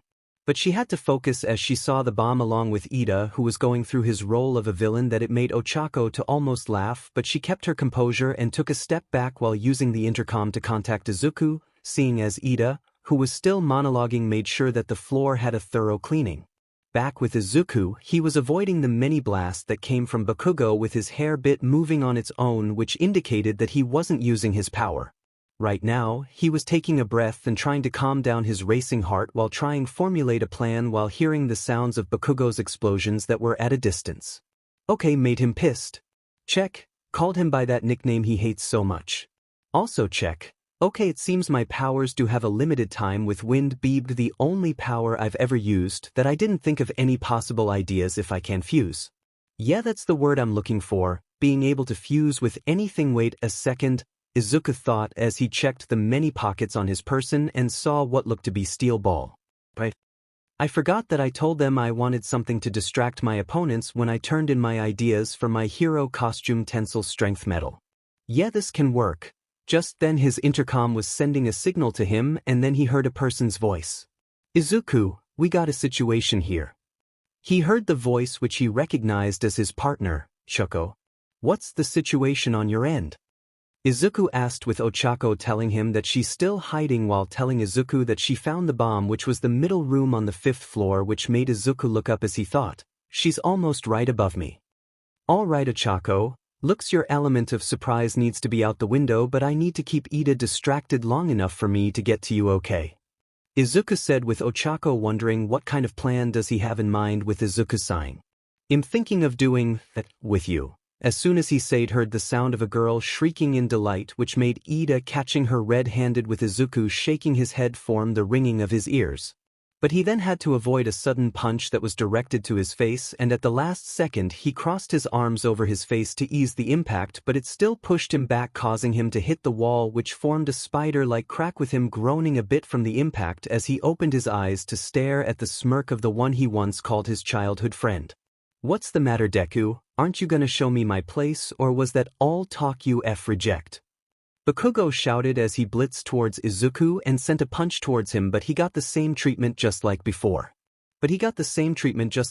You'll also like Small But Powerful Hero by Death Instinct 25. Small But Powerful Hero 4K. Izuku Midoriya, a pro hero, unleashes a power he never knew he had, unlocking his past life. He changes a lot, but becomes more powerful. Sadly, he is turned into a 𝗘 codename. 𝗕𝗏 discontinued by 𝗵𝗃𝗃 95 codename. 𝗕𝗏 discontinued 1K. Izuku Midoriya has gone rogue. Not in the evil way, but he has literally gone rogue from his post. Escaping from captivity of the Nine Tails, he ends up back in his home. Smart thinking by 09 Sabertooth. Smart thinking 8K. Party popper completed confetti ball. Izuku Midoriya had a great life with his twin sister until they turned to the age of 4 when they found out Izuku was quirkless. Izuku life took a turn. The virtuoso villain Deku by Lower Moon 5. The virtuoso villain Deku 3K 7K. At a young age, Izuku Midoriya gave up his dream to become a hero. He didn't have a quirk. He was not special. He longed to be remembered. He wanted to be known. He want rise from a wishing star by 09 Sabertooth. Rise from a wishing star 2K. Party popper completed confetti ball. Izuku Midoriya was a quirkless boy who wanted to be a hero really badly but couldn't for his lack of a quirk. People around him would either ignore or bull. Meet me halfway. 𝗓𝗏𝗄 villain Deku by BXB Simp. Meet me halfway. 𝗓𝗏𝗄 villain Deku 2K 7K. Izuku Midoriya has been bullied by Katsuki Bakugo for most of his life. So when the time that he realized even his mother even feels sorry for him, he runs away. But this time he felt this even more painful as he was suddenly yoinked from the ground and then got body slammed that caused him to spit out his saliva. There, I showed here you belong in the ground near my feet, Yadich. But, Izuku said with his eyes glowing and both of his arms coated in shiny material. Tenshinamakotingu, Izuku said with him getting blasted by an explosion from the down Bakugo, who struggled to get up, but it seems his will forced him to get back up on his feet with a glare on his face as blood leaked from the injuries on his person. I'm not done yet. He said this while aiming his arm at Izuku. I know for a fact that you've been stalking, so you must know how my explosions work now. Then if the specs are as I asked, then I can store my nitro sweat into this bracer, and what happens when I power it up even more? With a yelled and the smell of ozone in the area, Izuku's eyes widened as he saw the Bakugo pulling the pain, and all he could say was, "You might have." Then a strong explosion happened that it connected where Izuku was along with bits of the building to cause a small tremor. This is meant to be a lesson. Bakugo with a sinister smile could only look around but not before holding his arm that was purple in color, but he didn't care. All he cared about was showing Deku his place. Come on, do you use that quirk that you're so proud of so that I can break you? Just then he got punched so hard that he almost felt his jaw dislocated with his blood spilled and got pushed back and hit the ground hard.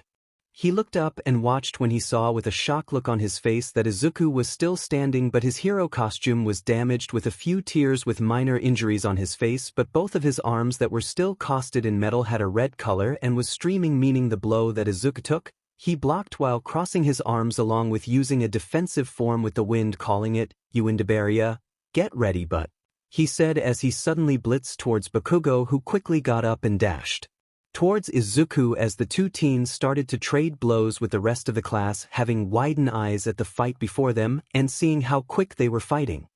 He said as he suddenly blitzed towards Bakugo, who quickly got up and dashed towards Izuku as the two teens started to trade blows with rest of the class, having widened eyes at the fight before them and seeing how quick they were fighting, both not giving in, with Bakugo glaring even more and feeling even more pissed. Why won't this beast stay down already?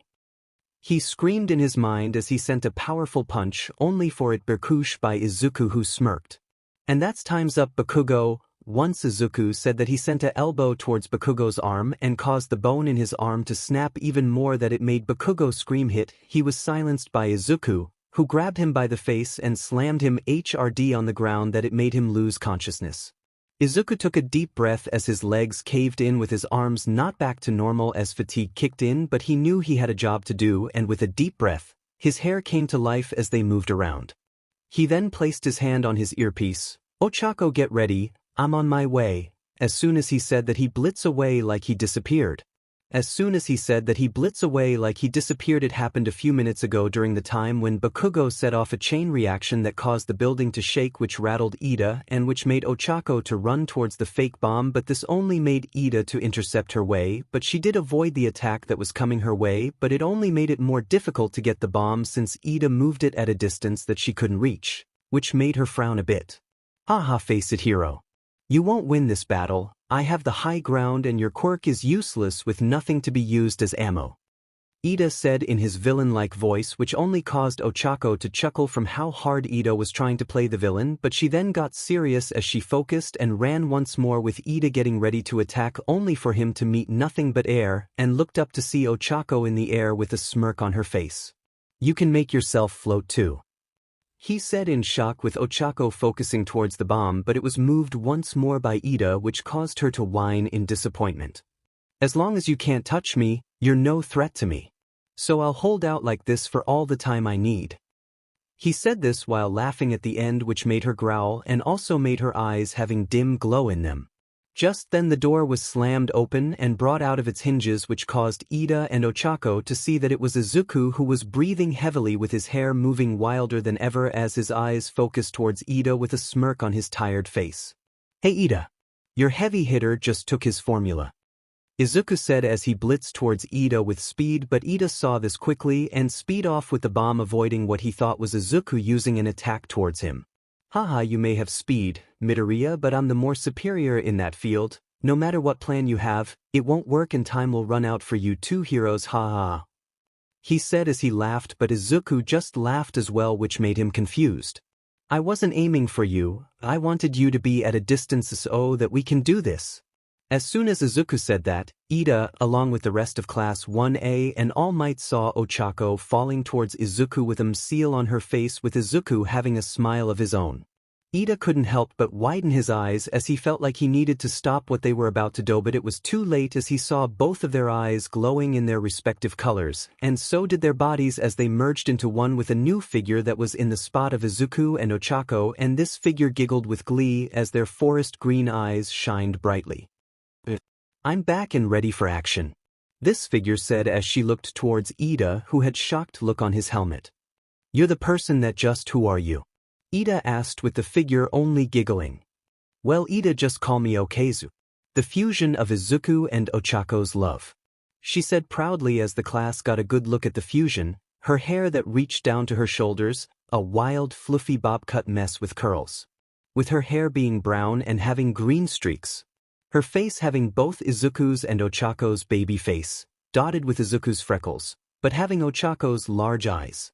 The eyes themselves were forest green, and she stood tall, probably around the height of one of the boys in Class 1A.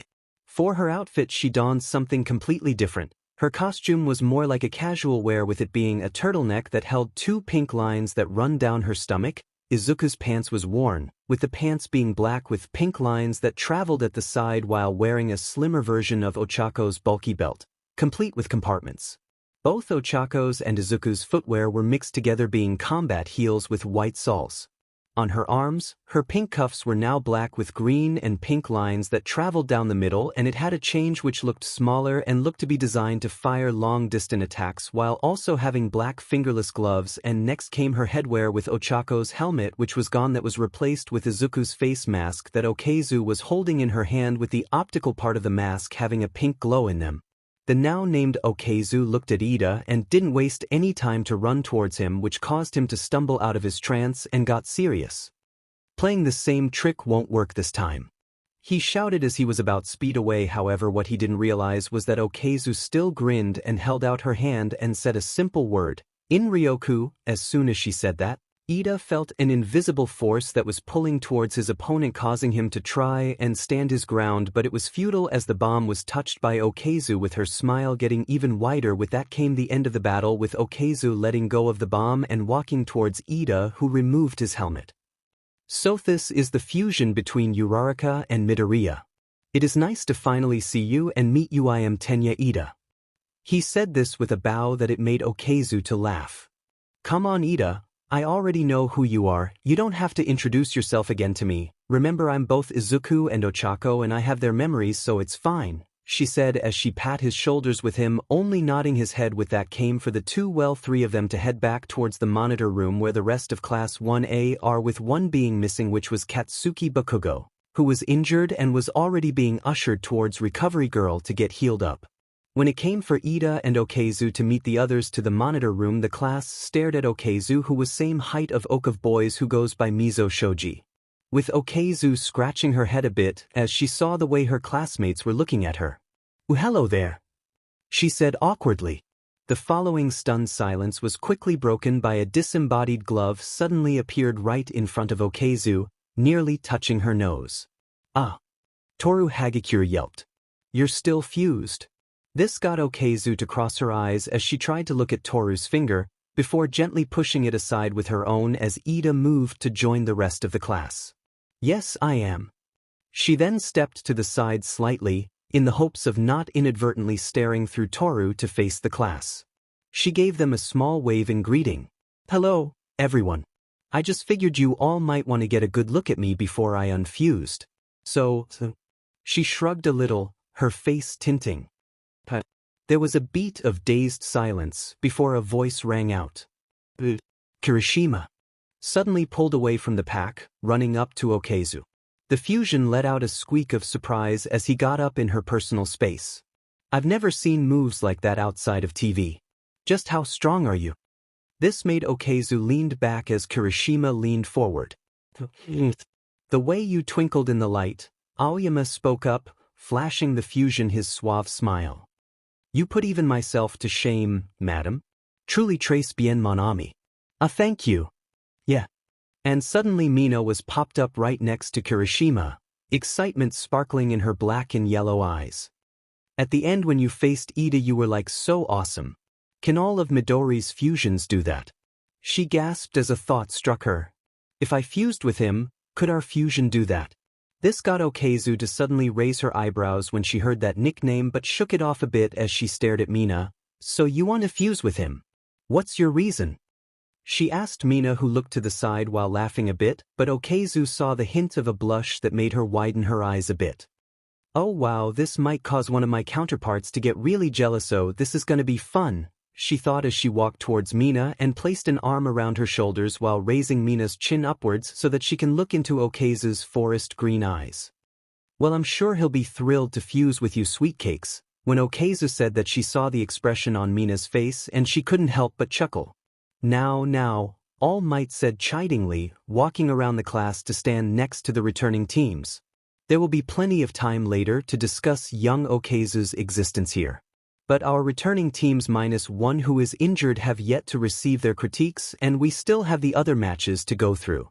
So, Young 𝐬𝐭𝐸𝐲, if you could please unfuse so that Midoriya and Uraraka could hear their results, that would be much appreciated.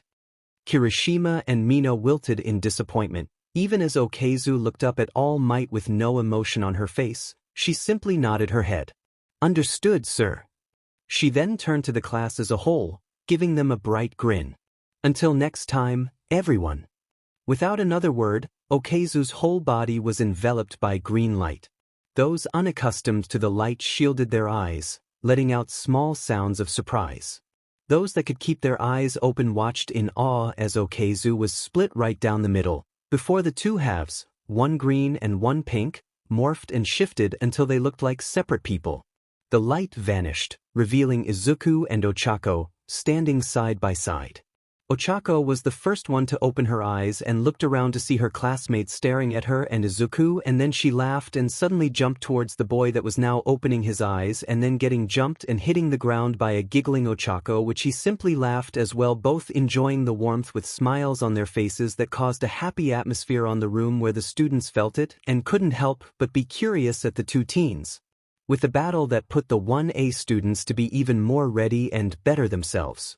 And so came the end of the 2v2 battles with minor to severe injuries that went only to Bakugo, who was ushered to Recovery Girl. As of now, we see Izuku silently sitting in his seat while in his own little world, a place where he was in front of a large steel door that had two locks, with one of them having a key in its place, but the other it was rattling ready to be let out, while small lights were shining behind the doors getting ready to break by the minute. But Izuku found it a bit hard to even get close to the door as he felt a strong heat wave form the door, causing him to sweat. Just then he felt a tap on his shoulders, making him open his eyes to see that some of his classmates were in front of his desk, making him have a surprised look on his face. Hey Midoriya, I gotta say what you did back there was crazy, insane, it got me all fired up. I couldn't hear what you were saying, but man, you were on a roll. You dodged like a champ. That first match was so intense it fired us all up. Izuku suddenly dragged his chair back a bit while sweating from the close proximity from those who wanted to talk to him. I'm 𝗬𝗧𝗏, but call me Tsu, okay? Hey, Sada here.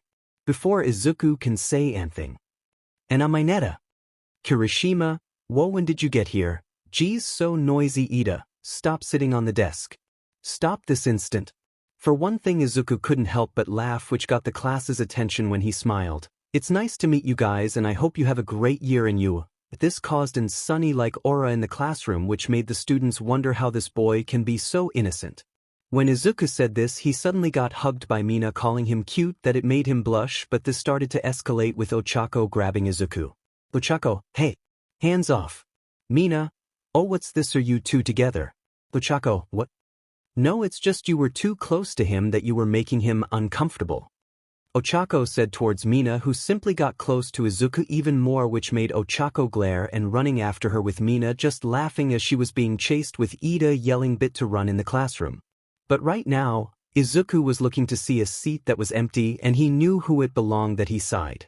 There's no point of chasing after him because I'm far away that he can't even reach me. Always thought I was his shadow, but I guess it's the opposite. A few days passed by and Izuku would be facing something that might darken his heart even more, or maybe brighten his very soul and change for the better. Have you seen this? He's become a teacher. Hey, what do you think would happen once the symbol of peace got snuffed out by villains? Something will definitely happen to Izuku, maybe for the better or maybe for the worse.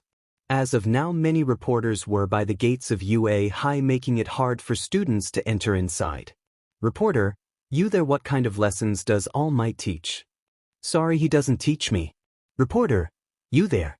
Lend us some of your thoughts on what it was like having this symbol of peace standing before you at the podium of education. My thoughts?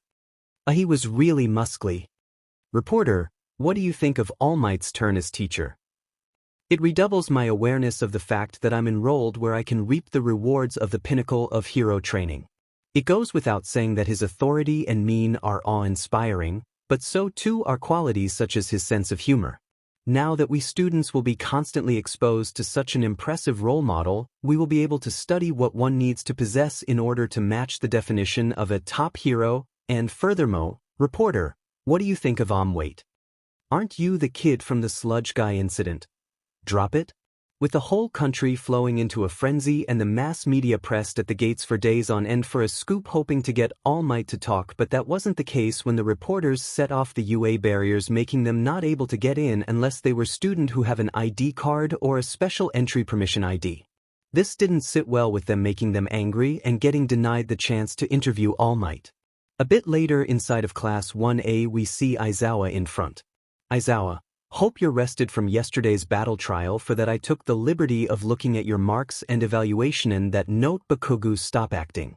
Like a 7-year-old you're wasting your own talent, and because of what you did I'm putting you on thin ice. If I see you do something like that towards your fellow classmates or any student for that matter, I'll make sure you're out of here with just simply word Bakugo. Yes sir, he said while clenching his fist with a few bandages that covered his arms, his chest area and a few on his face, and grind his teeth in anger as all he can think about in his mind was Izuku and making regret being in this school. Izawa, as for you, Midorihonestly all I can say is good job I guess, since I saw in the footage on what I wanted to see since the entrance exam, even though it was at the last second, but you did put a lot of emphasis on hurting your classmates, so try to tone it down from now on, okay? Izuku just nodded his head while also narrowing his eyes at Bakugo. The prick really was that hurt.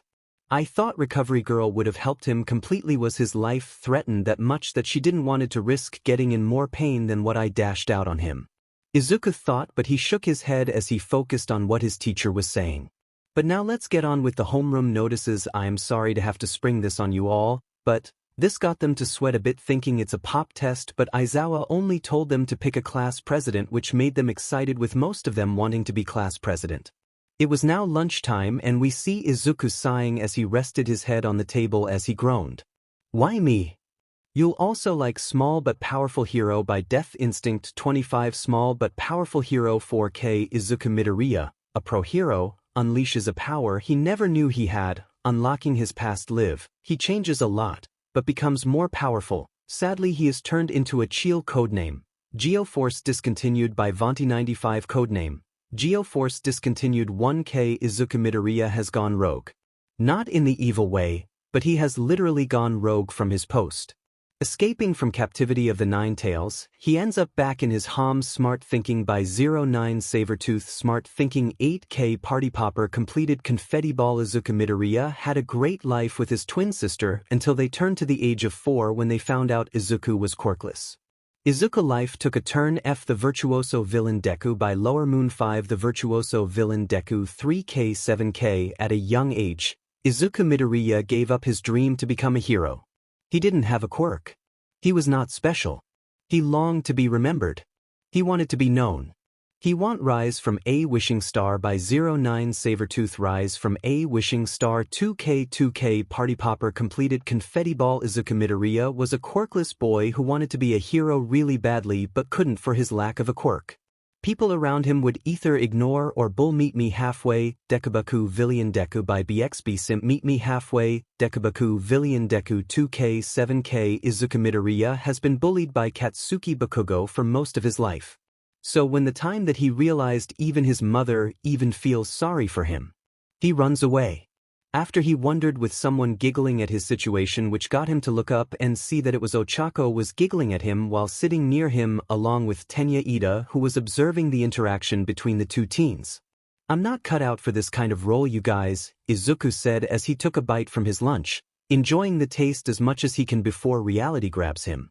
That's nonsense you're saying, Midoriya.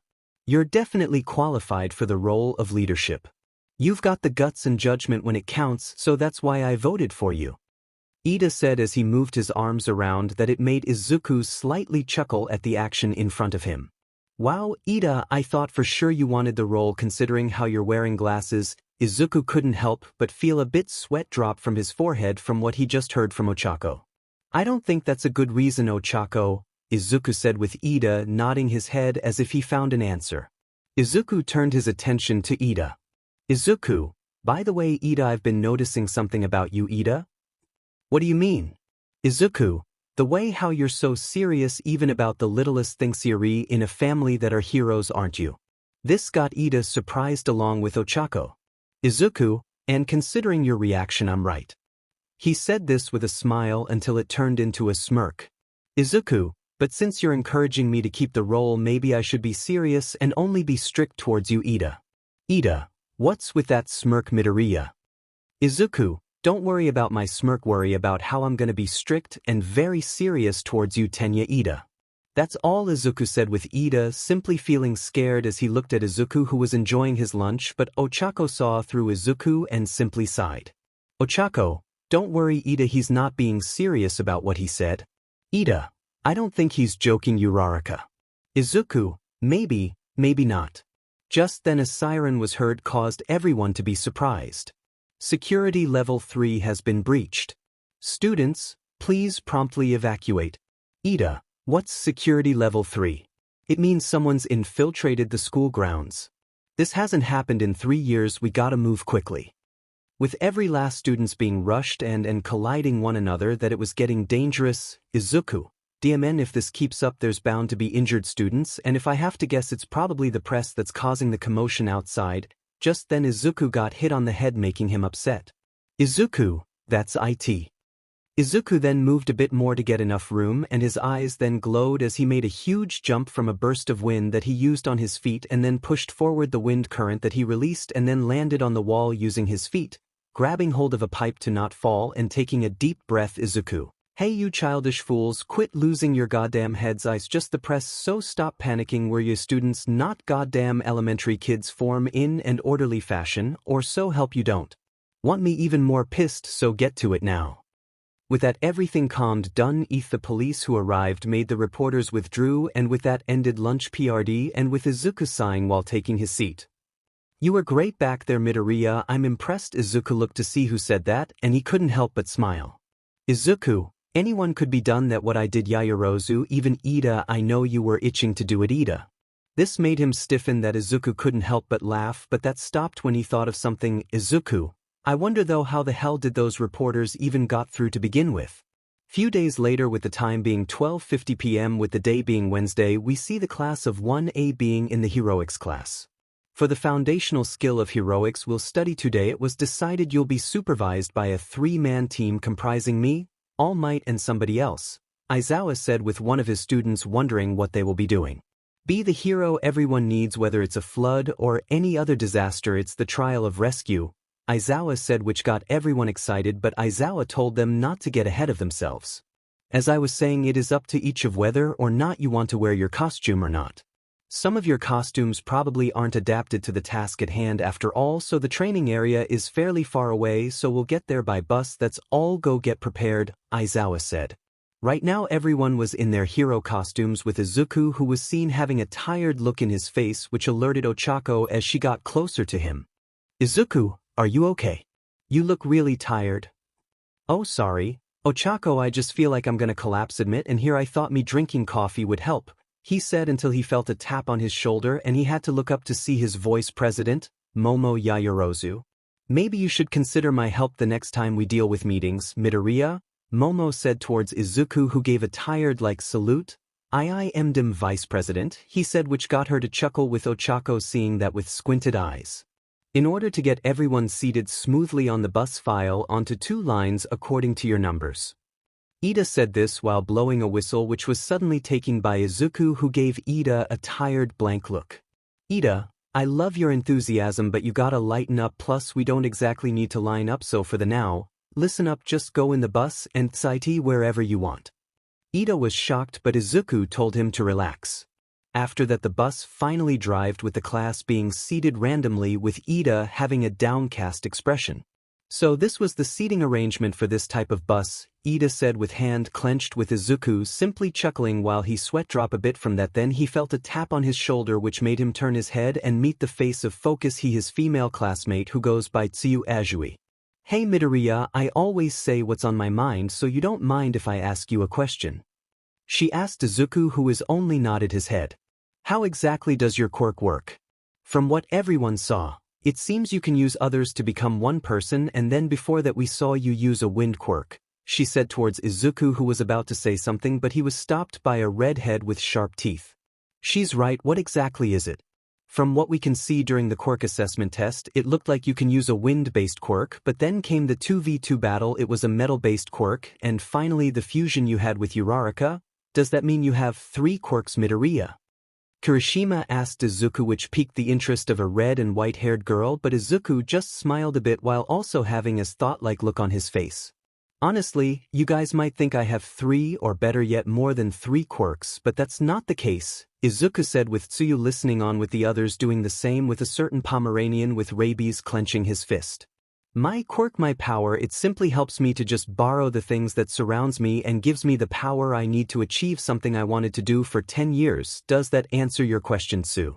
Izuku asked with a 𝗔𝗍 on his face towards Tsuyu, who only nodded her head, but the other who were listening wanted to know more about their greenette classmate, but Izawa cut them off, telling them they're here.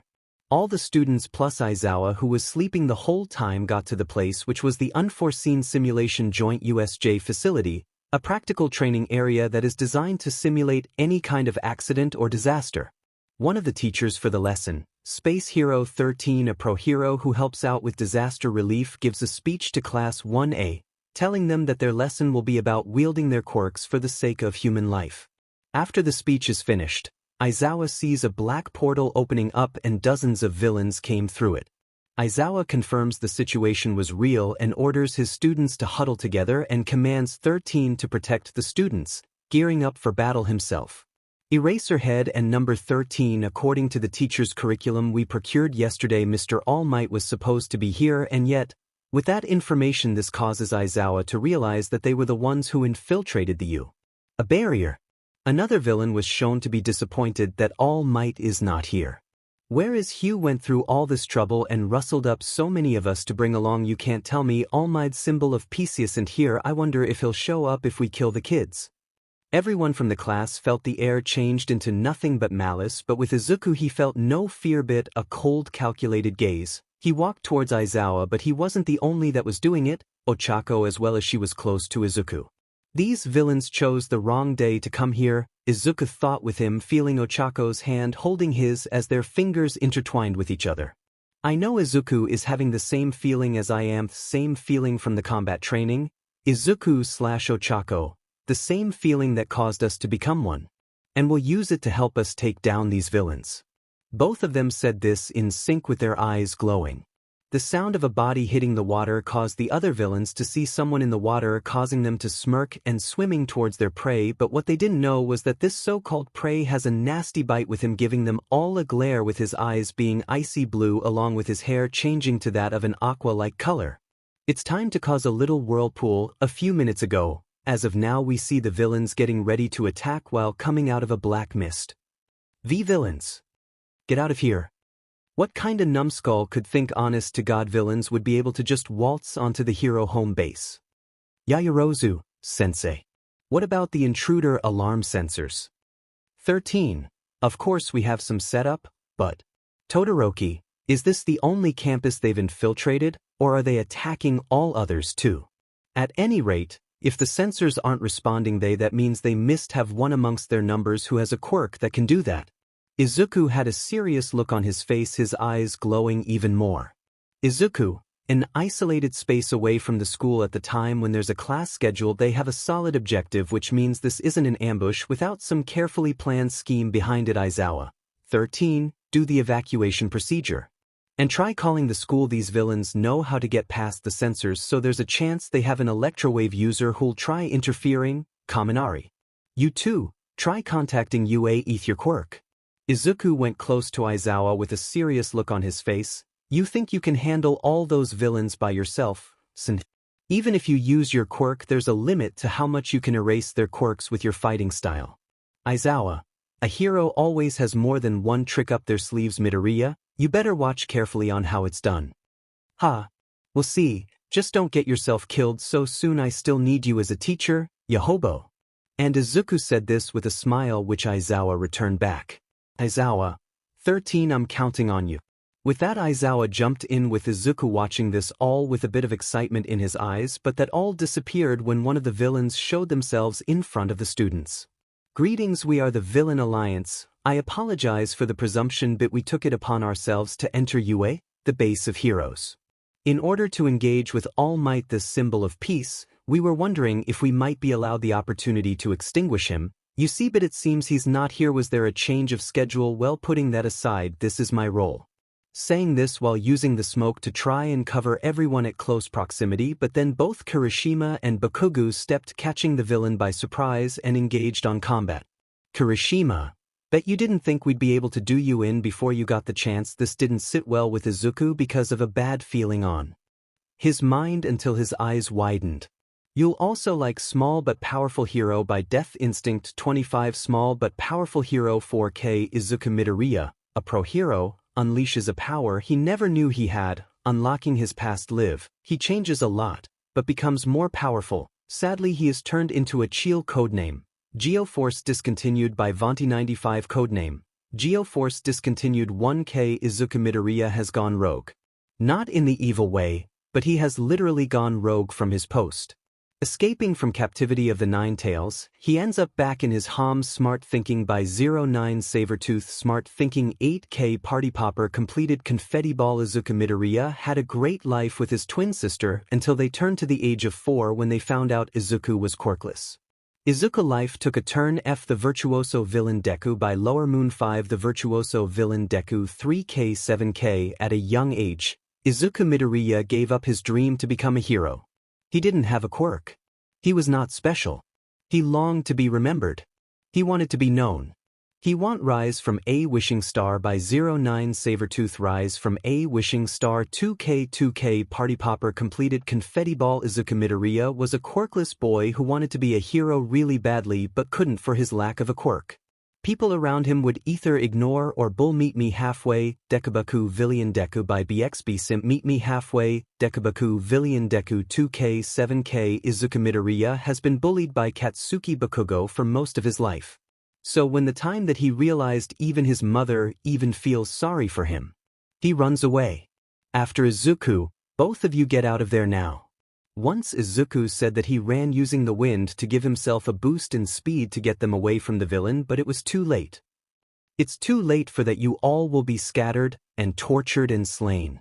Everyone was enveloped into a dark smoke with Izuku himself seeing Ochako, who was trying to grab his hand until it was too late. A portal was opened with Izuku being the one who went out and then falling from the sky and diving towards a body of water. Izuku, the flood zone. With that, the sound of a body hitting the water was heard, and with Izuku trying to get to the surface for air. Izuku, so that's that guy's quirk, warping, huh? And he said there after all my. Of course it had to involve him. Just then Izuku saw one of the villains coming towards his way with the intention of ending him. But Izuku glared with a smirk on his face. It's time to cause a little whirlpool. With that in mind, the villain was suddenly stopped, which caused him to turn around to see what looks like a Ellen arm with Izuku ready to deliver a punch, but that wasn't the case since someone else decided to punch the villain, and it was none other than Itsu. Izuku said as he donned a different appearance, with his hair being light blue along with his eyes having an icy blue color. With him seeing Tsu, she used her tongue to grab him by the waist and using her legs to push up towards the surface, where he landed on the boat with ease, but he kept transformation for the time being and kept his eyes on the water. She's a frog, so why is she so in the chest area? With Izuku he saw someone else being landed on the boat, but it looked like he was hurt. Izuku, thanks for the assist Tsuyu. No problem Midoriya, but it looks like we're in a pickle. Izuku, well, there goes the curriculum. Maybe because of yesterday's break on by the media, must have been a ploy to obtain information, just like what Two Colors said. They were watching for an opportunity to swoop in, and now their preparations are complete. Mineta, BB, but there's no way they'd kill All Might. Once All Might arrives, he'll go like pow. And bam. And kabloonie.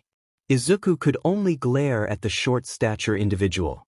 Tsu, Mineta, they must have figured out some way to kill him, otherwise it'd be absurd if they went through all this trouble just to get flattened. No. And it's not exactly beneath those BSs. They told us they'd torture us to death, remember? So will we really be able to hold out until All Might arrives? If he does come, will he be alright? This spooked Mineta, making him grab Izuku by the leg only to get kicked off and hit the ground. Izuku, man up and quit being a pages. Mineta, why'd you do that? Aren't supposed to reassure us you're the class president. Izuku, that title has nothing to do with this kind of situation we're in, you idiot. He said this while hearing the sound of the villains that surrounded the boat. Izuku, Sigh, but if these 𝗵𝘃𝗧𝗟𝗘 have a way to take down All Might, then right now the only course of action is to fight back and to win. Saying this while standing up a bit as his eyes glowed an icy blue. You guys get behind me, Izuku said towards Mineta and Tsuyu, who listened to their class president as he got close to the railing and seeing the villains, seeing the boy that they thought he was gonna jump, but boy were they wrong. As Izuku, who simply raised his arms up in the air and said these words, "Pray that you don't see and die from the sway gene." As soon as he said that, all the villains were being sucked into a whirlpool, screaming as the waters hit them hard enough for them to lose consciousness. With that being the end, Izuku turned his attention towards his classmates, who saw his eyes glow, and then a pool of water was seen being raised behind him, and he stepped on it as if it were an animal that was letting him ride on its body. We don't have all day, me fusing with the water is close to ending soon, so let's go, he told his classmates, who only nodded their heads and head off. Moments after wading to the water's edge, we see Izuku, Minoru and Tsuyu saw Mr. Aizawa, still fighting his hardest against the villains surrounding the one that seemed to lead them. They watched as he took them down, one after another. They were so engrossed that they silently cheering their minus Izuku, but he was observing the situation with their teacher on, as it looked more and more like he'd be able to get them out of this nightmarish situation. Then the boss villain joined in. Aside from his creepy outfit, the villain didn't really strike Izuku as any different than the others that Aizawa had been taking down, save for the crazy banter he kept spewing, most of which Aizawa ignored as they fought. But then the villain revealed his quirk. And he did so by dissolving part of Aizawa's arm with just a touch. But Aizawa kept fighting even with his injured arm, knocking down one small-time villain after another, until the boss revealed the real final boss. Minoru, who felt his knees start to shake as he watched Aizawa get utterly destroyed by the villain boss called 𝗏𝗲. Their teacher might as well have been a rag doll for all the opposition he could offer up, the beast slamming his head into the ground over and over, until the stones under them were practically painted in his blood. How the man still had a head, how it hadn't just, Izuku nearly gagged at the thought. 𝗏𝗲, that's what the villain called him. The anti-symbol of peace. Specially made for the sole purpose of killing All Might. And even with the nightmare he was looking at, Izuku couldn't help but think of something. Would that hypocrite even beat this beast?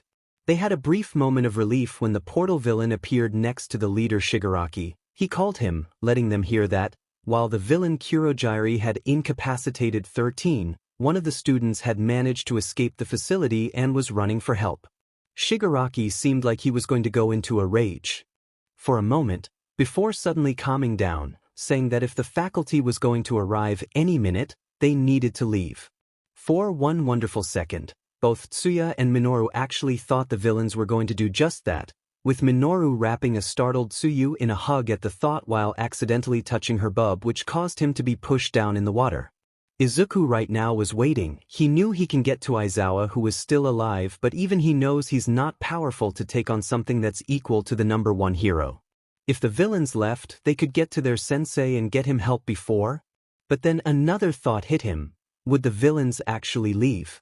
They'd obviously been planning this attack for a while, going so far as to bioengineer 𝗏𝗲 just to fight All Might.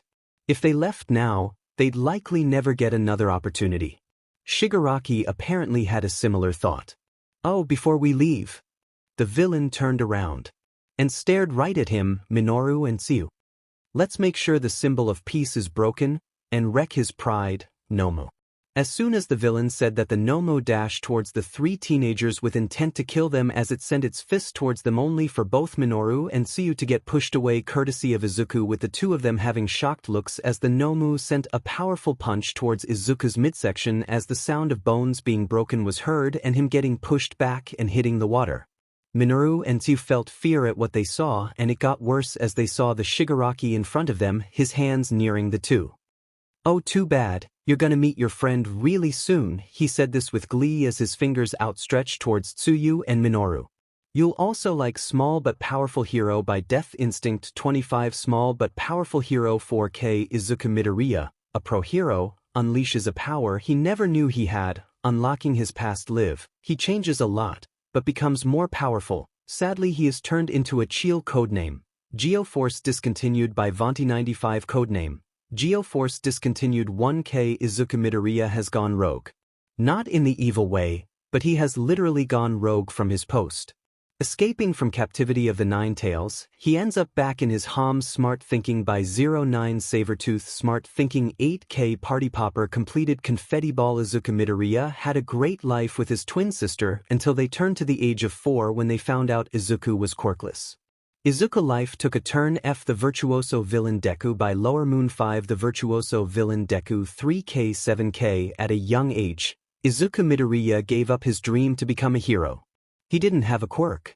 He was not special. He longed to be remembered. He wanted to be known. He want rise from a wishing star by 09 Sabertooth rise from a wishing star 2K party popper completed confetti ball Izuku Midoriya was a quirkless boy who wanted to be a hero really badly but couldn't for his lack of a quirk. People around him would either ignore or bull meet me halfway. 𝗕𝗶𝗄 villain Deku by BXB simp meet me halfway. 𝗕𝗶𝗄 villain Deku 2K7K Izuku Midoriya has been bullied by Katsuki Bakugo for most of his life. So when the time that he realized even his mother even feels sorry for him, he runs away. After Aizawa had to force his head up just as Shigaraki launched himself forward. His eyes widened in panic when he realized what the villain intended, arm outstretched towards his students. He silently begged that he had time, focusing his eyes. But then he saw an object flying towards Shigaraki who didn't have enough time to react to the sudden punch that pushed him away and nearly made him bite his tongue as something slammed into his jaw. His neck twisted painfully as the impact sent him flying back. He skipped once, twice, 3 times across the plaza floor, skidding to a stop at Nomu's feet, that saw its owner getting hurt and stopped Shigaraki from skidding anymore, the massive being crouching down as if about to rush forward. Shigaraki! Kurohige called out worriedly, his misty form drifting to the man's side. He struggled as he pulled himself to his knees, cradling his swelling cheek with both hands. What just? He trailed off, his aching mouth falling open as he stared back towards the lake. Aizawa, fighting off the lull of blissful unconsciousness, forced his eyes back open. His efforts quickly became easier as he processed what he was looking at, shock pushing aside his pain. Standing in front of Minoru and Tsuyu was Izuku, yet he looked completely different. His suit that was destroyed from the upper part of his body was in tattered, revealing his chest and abdomen and pieces of his suit, his face having a different expression, anger towards the villains that were gonna harm his classmates. Izuku had a look as if his whole body was steaming from an unknown heat, his hair moving around as if it had a mind of its own, and his eyes, they weren't even glowing. In fact, this eyes was completely eyeless with his iris not being seen. Before Shigaraki could say anything, Izuku disappeared and was near Aizawa, who looked at Izuku for a second until the boy grabbed his teacher and got to where his classmates are. Both Minoru and Tsuyu looked up and then they heard him spoke. Take Aizawa and go to a safe distance. Aizawa tried to speak but he was silenced by the look he was given by Izuku. I won't say this a second time, he said with both of his classmates grabbing their teacher and leaving, which resulted in Shigaraki glaring at them in anger. Freaking cheater! He muttered, his hand moving away from his aching face to scratch harshly at his neck. Gaining a power boost all of a sudden as soon as they show up? No. He pointed towards Izuku. Grab that boy and rip him apart. Nomu, who had so far just been staring blankly into space, stiffened slightly at Shigaraki's yell. It let out a ferocious roar, launching forward with unnatural speed for a being its size. Izuku, who saw the Nomu, simply raised his hand as the sound of a thunderous punch was heard and came along a strong force of wind that was pushing back the villains that were near, along with the 2 villains, with one of them smirking and waiting for the boy to be a bloody mess only to have his eyes winden in shock. The Nomu itself was confused as it felt its arm being unable to move until the dust was cleared and Izuku was seen with no injury from the attack just now, with his hand blocking the Nomu's attack with ease as the steam from his body got even more wildly than ever. And then Izuku sent a powerful punch at the Nomu that pushed it back hard enough for it to hit the pavement and leave a crack in the ground. Shigaraki stared at the Nomu with a shocked look on his face until him and Kurohige heard the heavy sound of footsteps and looked towards and see Izuku walking towards them. Shigaraki stared at the Nomu with a shocked look on his face until him and Kurogyari heard the heavy sound of footsteps and looked towards and see Izuku walking towards them. "You're gonna wish you never stepped foot in this place," Izuku said in rage as the Nomu got back up and roared in defiance and rushed towards Izuku with the latter doing the same. Inside you, all you could hear was the sound of wind being pushed, the grunting and roaring of two opposing forces facing each other as if they were nothing but animals going for the kill. Izuku versus the Nomu, with Izuku being the one that was sending hits after hits at the creature, but it just wouldn't stay down. As the Nomu blitzed towards the boy who has to block a punch in time, only to feel his legs being caught and then getting dragged and hitting the ground like a ragdoll, but he didn't scream, just mad as he slammed his arms to the ground, causing the Nomu to suddenly get pulled back while being hoisted upwards by Izuku using his lower body strength and with force to slam the Nomu to ground that caused a small crater to form. Izuku, who was out of the monster's grasp, grabbed its arm and did the same maneuver and slamming the Nomu back and forth with even more power than ever, with his hair moving even more wildly while his teeth were clenching. But the Nomu got second wind and grabbed him by the face and pushed upwards with enough force that made Izuku tumble through the air and approaching the building's steel roof, but Izuku braced himself as he slammed into the roof and feeling gravity start to drag him down, but he felt his hands clench the roof and feeling that same connection, but it was different as he saw the hand print of his own hand there and he looked to see heat on his palms, which made him to quickly remove his footwear and planted his feet to the roof and feeling that same sensation as he bonded on the roof. This isn't fusion, this power, what is? But he couldn't continue his thoughts as he saw the Nomu jumping towards him with him glaring at the beast as he does the same, getting close, with the Nomu who was trying to grab the boy only for Izuku to avoid its grabs and sending a punch towards it, pushing it towards the ceiling, AMD getting a distance away from the beast. Meanwhile, the Nomu slammed its fist into the spot where Izuku just been with a tremendous impact, making the section they were on shake. The Nomu glared at Izuku, who free fall and for some reason sent out his arms towards the beast, which followed after him as it clenched its fist and getting closer to the boy, with Izuku saying these words as if it was familiar to him. Nensho. As soon as their words were left out of Izuku's mouth, a fire was sent from out of his palms towards the Nomu that screeched in pain as the heat covered its body, but it still went after Izuku, who glared even more as his hands were covered in flames with a large silhouette hovering over him. "Let this name put fear in your soul, for I am 𝐒𝐭𝐚𝐲." He yelled out as he slammed a fist towards the Nomu's head, which made it screeched even more as Izuku sent a powerful axe kick, pushing it downwards as it howls, with Izuku seeing the creature crashing into the lake far below with a tremendous splash. Izuku, who was still in the air using the fire to keep him hovering, watched the water ripple below. It quickly became apparent that the Nomu wasn't coming back up for now. It better be dead, but right now. He then squinted his eyes as he stared out, trying to find out where his classmates were. He could see flashes of electricity coming from the mountainous region, who he assumed was from Kaminari, with Todoroki's ice covering a good portion of the landslide zone at the mock-up destroyed city. He thought he could just make out a figure zipping between the windows of the wrecked buildings, and at the USJ entrance, he could see those who weren't split up taking care of 13 while also keeping any approaching villains at bay, with Minoru and Tsuyu there keeping their sensei from loosing any more BLD. But Izuku's main attention was where he'd come from, and he was seeing tunnel vision with his eyes finally having his iris and pupils with the color being a brilliant orange-yellow color. Shigaraki growled as he squinted up at the distant ceiling. "I can't see anything." "Kurogyari, can you see them? Is that boy dead yet?" "I'm afraid not, Shigaraki," the mist man replied, the yellow wisps that passed for his eyes narrowed. "Shigaraki." The villain looked up sharply at Kurogyari's yell. He had a split second for his eyes to widen before a fist that caused him to curse from the intense heat slammed into his face. Shigaraki was sent flying as he screamed in pain from the attack. "Shigaraki." Kurogyari rushed forward, the black mist that was his body bellowing out to catch the villain and ensnare the boy, but Izuku didn't care as his eyes were moving slowly at Shigaraki. Without missing a beat, he blitzed towards them with speed that caused Kurogyari to act fast, but he was too slow as he got slammed on the ground hard and then kicked even further away from Shigaraki, who groaned a bit but was suddenly lifted up and then got a knee in the gut, which made him spit out his saliva and then got slammed to the ground hard enough to cause a small crater. Izuku was sent out his hand, his palm glowing while his face had a sadistic-like smirk on his face. "Stop."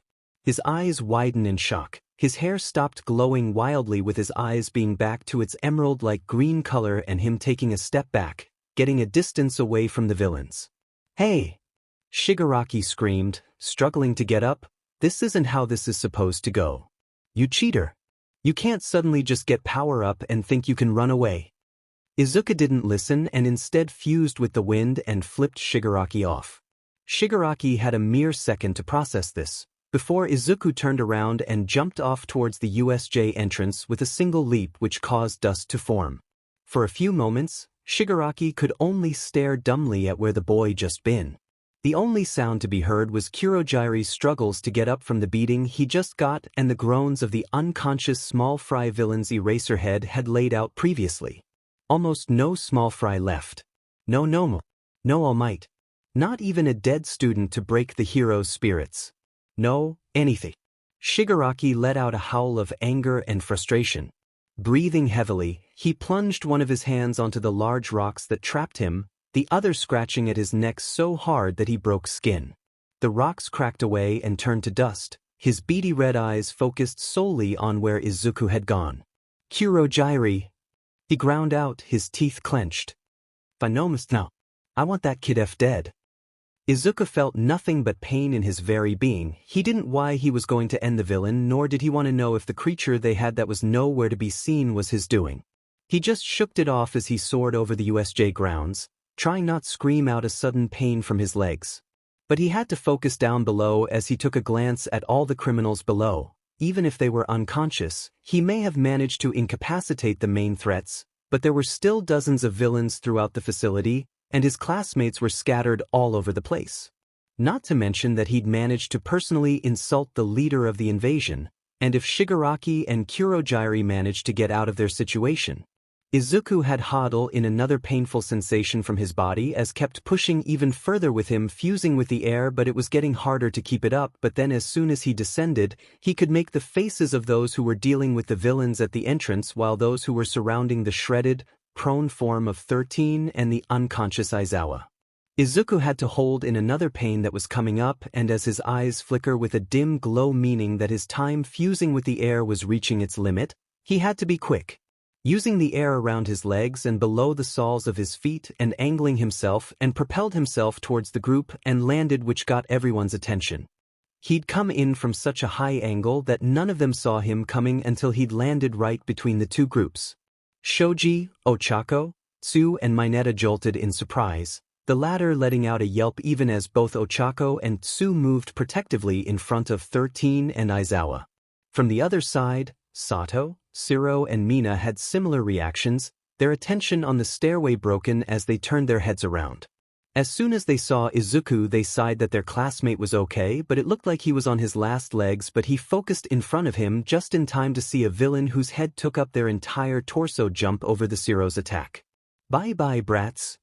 The villain yelled, both his arms raised to give an overhead slam to Izuku's head, only to find himself getting pushed by a powerful gust of wind that it made him scream in surprise from the attack and give off a girlish scream as he was seen rolling down the stairs like a bowling ball, inadvertently knocking over some more of the approaching villains who were unlucky to get a dose of more of Izuku's consecutive pinpointed airstrikes. With that, it gave the students more time to catch their breath, with Izuku who almost hit the 𝗲𝗏𝗁 himself while his eyes glowed, but it was weak. He then walked towards Aizawa, who opened his eyes even though it clear that he fighting to stay awake. "Are you okay, sir?" Izuku asked gently, trying to ignore the streams of blood trickling down their teacher's face. Aizawa blinked a few times, his black eyes hazy. "I'll live," he muttered quietly. He fixed Izuku with a sharp look that wasn't quite a glare. That was reckless. Izuku just chuckled, which got him to flinch from a pain to his side. "And if I didn't do what I did, you wouldn't even be here. I did what I had to do to make that you, Tsu and Mineta was out of harm's way," he said, which Aizawa simply gave him a weak nod. He slumped a little in place, his eyes slipping shut. Mineta, Tsu and Ochako nearly panicked before they noticed that the man's breathing was still steady. He had simply passed out from exhaustion. You'll also like Small But Powerful Hero by Death Instinct 25. Small But Powerful Hero 4K Izuku Midoriya, a pro hero, unleashes a power he never knew he had, unlocking his past life. He changes a lot, but becomes more powerful. Sadly, he is turned into a 𝗔𝗂𝘁𝗵𝗄 codename. 𝗔𝗂�force discontinued by 𝗵𝗃95 codename. 𝗔𝗂�force discontinued 1K Izuku Midoriya has gone rogue. Not in the evil way, but he has literally gone rogue from his post. Escaping from captivity of the Nine Tails, he ends up back in his home. Smart thinking by 𝗂9 Sabertooth. Smart thinking 8K Party Popper completed Confetti Ball. Izuku Midoriya had a great life with his twin sister until they turned to the age of 4 when they found out Izuku was quirkless. Izuku life took a turn. F the virtuoso villain Deku by Lower Moon 5. The virtuoso villain Deku 3K7K. At a young age, Izuku Midoriya gave up his dream to become a hero. He didn't have a quirk. He was not special. He longed to be remembered. He wanted to be known. He want Rise from a Wishing Star by 𝗂9 Sabertooth. Rise from a Wishing Star 2K Party Popper completed Confetti Ball. Izuku Midoriya was a quirkless boy who wanted to be a hero really badly but couldn't for his lack of a quirk. People around him would either ignore or bull. Meet Me Halfway, 𝗕𝗶𝗄𝗃 villain Deku by 𝗵𝗃 Meet Me Halfway, 𝗕𝗶𝗄𝗃 villain Deku 2K7K. Izuku Midoriya has been bullied by Katsuki Bakugo for most of his life. So when the time that he realized even his mother even feels sorry for him, he runs away. After Izuku was about to walk away, but he was stopped by Ochako, who gave him a worried look on her face. Izuku, don't worry, I'm not in that much pain. But that was all the confirmation she needed to give him a glare which made him sigh as his eyes stopped glowed as he slumped a bit, but she caught him in time. I'm sorry. Apologize to me later when we get to safety, but right now you need to rest, she said to him, who could only nod his head, but his attention went towards the entrance door that was slightly open, meaning that one of his classmates got out and will return here with backup. But for how long? And what exactly did he do to that monster? He turned his attention towards Kurojire's mist that started forming right above him and his classmates, who saw it and could only panic. But they all got extremely surprised when a torrent of water started raining down. Gah! Sato yelled out in surprise as what felt like a waterfall beat down on him. He stumbled away from the torrent, Mina and Siro spluttering as they helped him back. What the hell is this? No! Ochako saw Izuku staring at the portal that gushed out the water with a look that held fear, and he wasn't the only one, as fearful tears started streaming down Mineta's face while Tsuyu's whole body seemed to tense. Izuku? Ochako asked in concern. Izuku swallowed thickly, sweat trickling down his neck. We need to go, he said as he forced his body to stand. Ochako jerked slightly at the intensity of his voice. What? Izuku then grabbed her by the shoulder, his eyes wide in panic. We have to get 13 and Aizawa and get out of here now. There's nowhere to go, Midoriya, Sato said. Hearing Izuku so panicked made the sugar-based quirk user to be confused. What's got you so worked up? It's just a bunch of water. Suddenly, something dark and massive slammed into the ground, rushing out of the portal along with the pounding water. Oh!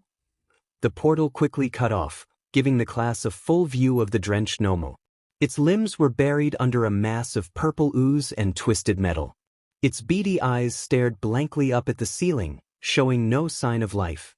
It didn't move. You know, this was supposed to be very simple. Everyone jolted at the sudden voice. Just behind Nomu's still form, Kurojire's body had formed a new portal, through which Shigaraki stepped out, bits of purple gunk clinging to his ripped clothing. Despite the calm tone of his voice, his eyes were wild, blown wide with shrunken pupils. His whole body was stiff and tense, coiled like a spring ready to. He started walking towards the group, Kurojire hovering above him like some grim specter. We arrive unexpected. We lock you would-be heroes in with us. Our forces slaughter the lot of you, and Nomu kills All Might. A generation of future heroes dead, and the world's #1 along with them. The entire world flipped on its head, all before lunch. But instead, he stopped right next to Nomu's body, red eyes darting first over the creature, then around to each student as they continued to back away, all with varying levels of fear on their faces. We find that All Might's not here. Our useless lackeys failed to kill a single one of you. And perhaps most insultingly of all, someone managed to drown Nomu, and then you, brat, showed me embarrassment while leaving towards your friends, and that really pisses me off. Izuku glared at Shigaraki as his eyes glowed while flickering and sweating as he felt even more pain and a burning sensation in his chest. Shigaraki's hands clenched, his fists shaking. Yue's faculty is no doubt on their way, and we have no means to fight them all. All Might lives to save the day again. The villain's shoulders tensed further, looking like he was seconds away from charging forward in a blind rage. Then, to the surprise of all, Shigaraki suddenly relaxed. His shoulders lowered, his hands went limp. The villain scoffed under his breath. This whole plan is a wash. Let's go, Kurogyri. Yes, sir. And indeed, Kurogyri's misty body once again expanded, swirling around Shigaraki to envelop him. Izuku's eyes narrowed, focusing on his breathing, getting his eyes to glow even more until it stopped making his eyes widen. What? Not now. He screamed in panic, but then Shigaraki spoke again. But before we go, I think I'll leave a little parting gift. His red eyes drifted to the side. Nomu. Everyone froze. Free yourself. Then, kill everyone in this building. Shigaraki's cracked lips twisted into a cruel grin. Leave no any alive. For a moment, there was nothing but dead silence. Nomu's head twitched. Izuku felt his heart stop. No way. Tsuyu said behind him, her voice shaking. How is that thing still alive? Mineta screeched.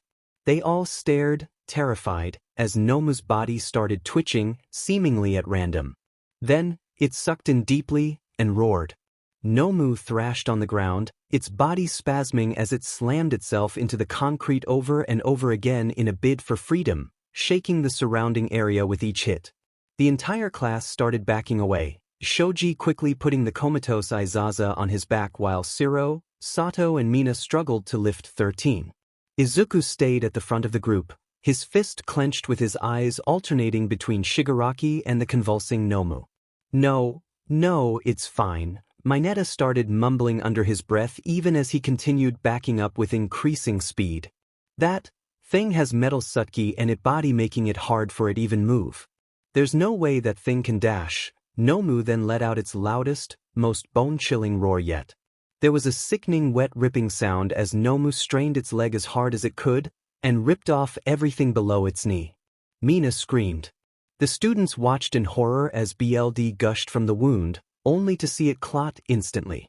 The bare muscle seemed to convulse and expanded, before quickly stretching out, forming the vague shape of a foot. Shigaraki chuckled darkly at their sickened faces. We created Nomu to kill All Might. He can't feel any hits he takes. He instantly heals any wounds you give him. He'll never tire. He'll never die. Shigaraki cackled as Kurogyri's portal swallowed him. Heroes. In a blink, the two villains were gone, leaving behind the thrashing Nomu. The beast continued to struggle against its bonds, blackened flesh tearing off with every motion within the purple ooze, regenerating within seconds. And with every rip, every tear, Nomu gained just a little bit more motion. "So," Mina said shakily, her whole body trembling. Anybody got a plan? Izuku could hear the others chattering behind him trying to come up with something, anything, they could do to escape. Izuku was panicking himself because the power he had couldn't feel Ida's if he was back to being the same quirkless kid from back then that it made him see his past self the day when his dreams were crushed at it made him breath hard and he couldn't focus nor could he hear his classmates nor the Nomu roaring even louder as it was getting closer to healing up its wounds. Izuku suddenly felt a hand holding his. 𝗓𝗏 made him turn his attention towards Ochako who stared at the Nomu that had gained enough mobility that it was now rolling side to side on its back like an overturned turtle, its motions becoming stronger and more frantic as it felt freedom near. "Izuku, I don't mind helping you out besides, we didn't get to finish right," she said to Izuku who looked down to the ground. But he was stopped by the girl who grabbed his face as she got closer to him and she couldn't help but smile. "I know what you're gonna say but don't let your mind fool you, you're still Izuku Midoriya who put his life on the line for someone who you never knew. Remember what I said before." she asked him, which made his eyes widen. As soon as the words left her mouth, the 𝗏𝗏 let out a tremendous roar through his jaw, finally breaking the metal prison wrapped around his arms. The steel buckled and cracked, pieces flying away and blackened flash with them. Its arms and torso were cherry red with exposed muscle, already bubbling up to regenerate new flesh. Without waiting for it to finish, 𝗏𝗏 grasped its upper and lower jaws in each hand. With an agonizing screech, it jerked its jaws apart, teeth and muscle raining from its ruined beak-like mouth. But even with its mouth only halfway regenerated, that didn't stop 𝗏𝗏 from unleashing a bone-shaking roar, its blank beady eyes zeroing in on the nearest target. But the toe teens didn't even focus on the 𝗏𝗏. Instead, Izuku simply chuckled as his eyes held a soft glow. "How can I forget?" he said as he got closer, as their lips were close to be met. "Who's gonna be there for the hero who needs saving, right?" he asked, which got her to smile. "I'm glad you remember my love." As soon as she said that, her lips connected towards Izuku's.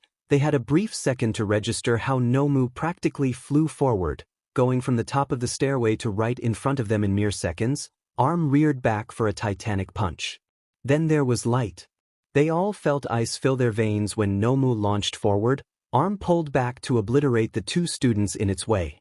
A mixed chorus of panicked Midoriya, Uraraka, sounded, Tsuyu and Shoji moving to leap forward and help, fruitless though it likely was. Their voices died in their throats, all action ceasing, when the two lit up with familiar light. Their bodies converted to green and pink energy, twisting and morphing into a single mass. 𝗏𝗏's fist flew right through them, the mass of light seeming to bend around the creature's arm.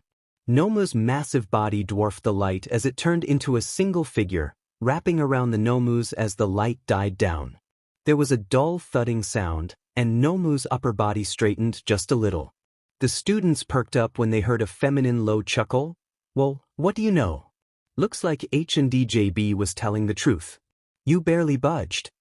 𝗏𝗏 shifted its weight back for another blow, revealing the fusion there. Fist buried in the creature's chest, not that it cared. 𝗏𝗏 let out a monstrous screech, bringing its arms over its head to slam them down at the teen touching him. The fusion smirked. "Bye." Just as 𝗏𝗏 brought down its arms, causing the students to cry out in panic, the fusion's fist opened. They pressed their palm against the beast's chest. Their hand tensed. The air around them shimmered, then shook. 𝗏𝗏's feet lifted off the ground, and the beast was sent soaring out over the USJ Plaza, flying away like it had been shot from a cannon. The class watched in stunned bemusement as 𝗏𝗏 arced through the air, roaring in mindless rage. The fusion of Izuku and Ochako was back-eye action for the third time. Okazu looked back at her classmates and had a serious look on her face. "Make sure those two all right and stay safe, all right?" she said as she got into position, as she looked towards the 𝗏𝗏 that was still floating in the air, thrashing around to grab anything and roar. She had an excited look on her face as her eyes glowed a green forest color and leaped towards the 𝗏𝗏. "Get ready to be nothing, 𝗧𝗏 experimental reject." As she slammed the 𝗏𝗏 to the face that pushed down to the ground while flinching. "I need to end this fast. I may be here now, but my counterpart had way too much injuries to keep me stable, meaning my powers are gonna be limited," she thought as she followed towards the 𝗏𝗏 with intensity in her eyes. The battle with the 𝗏𝗏 against Okazu begins.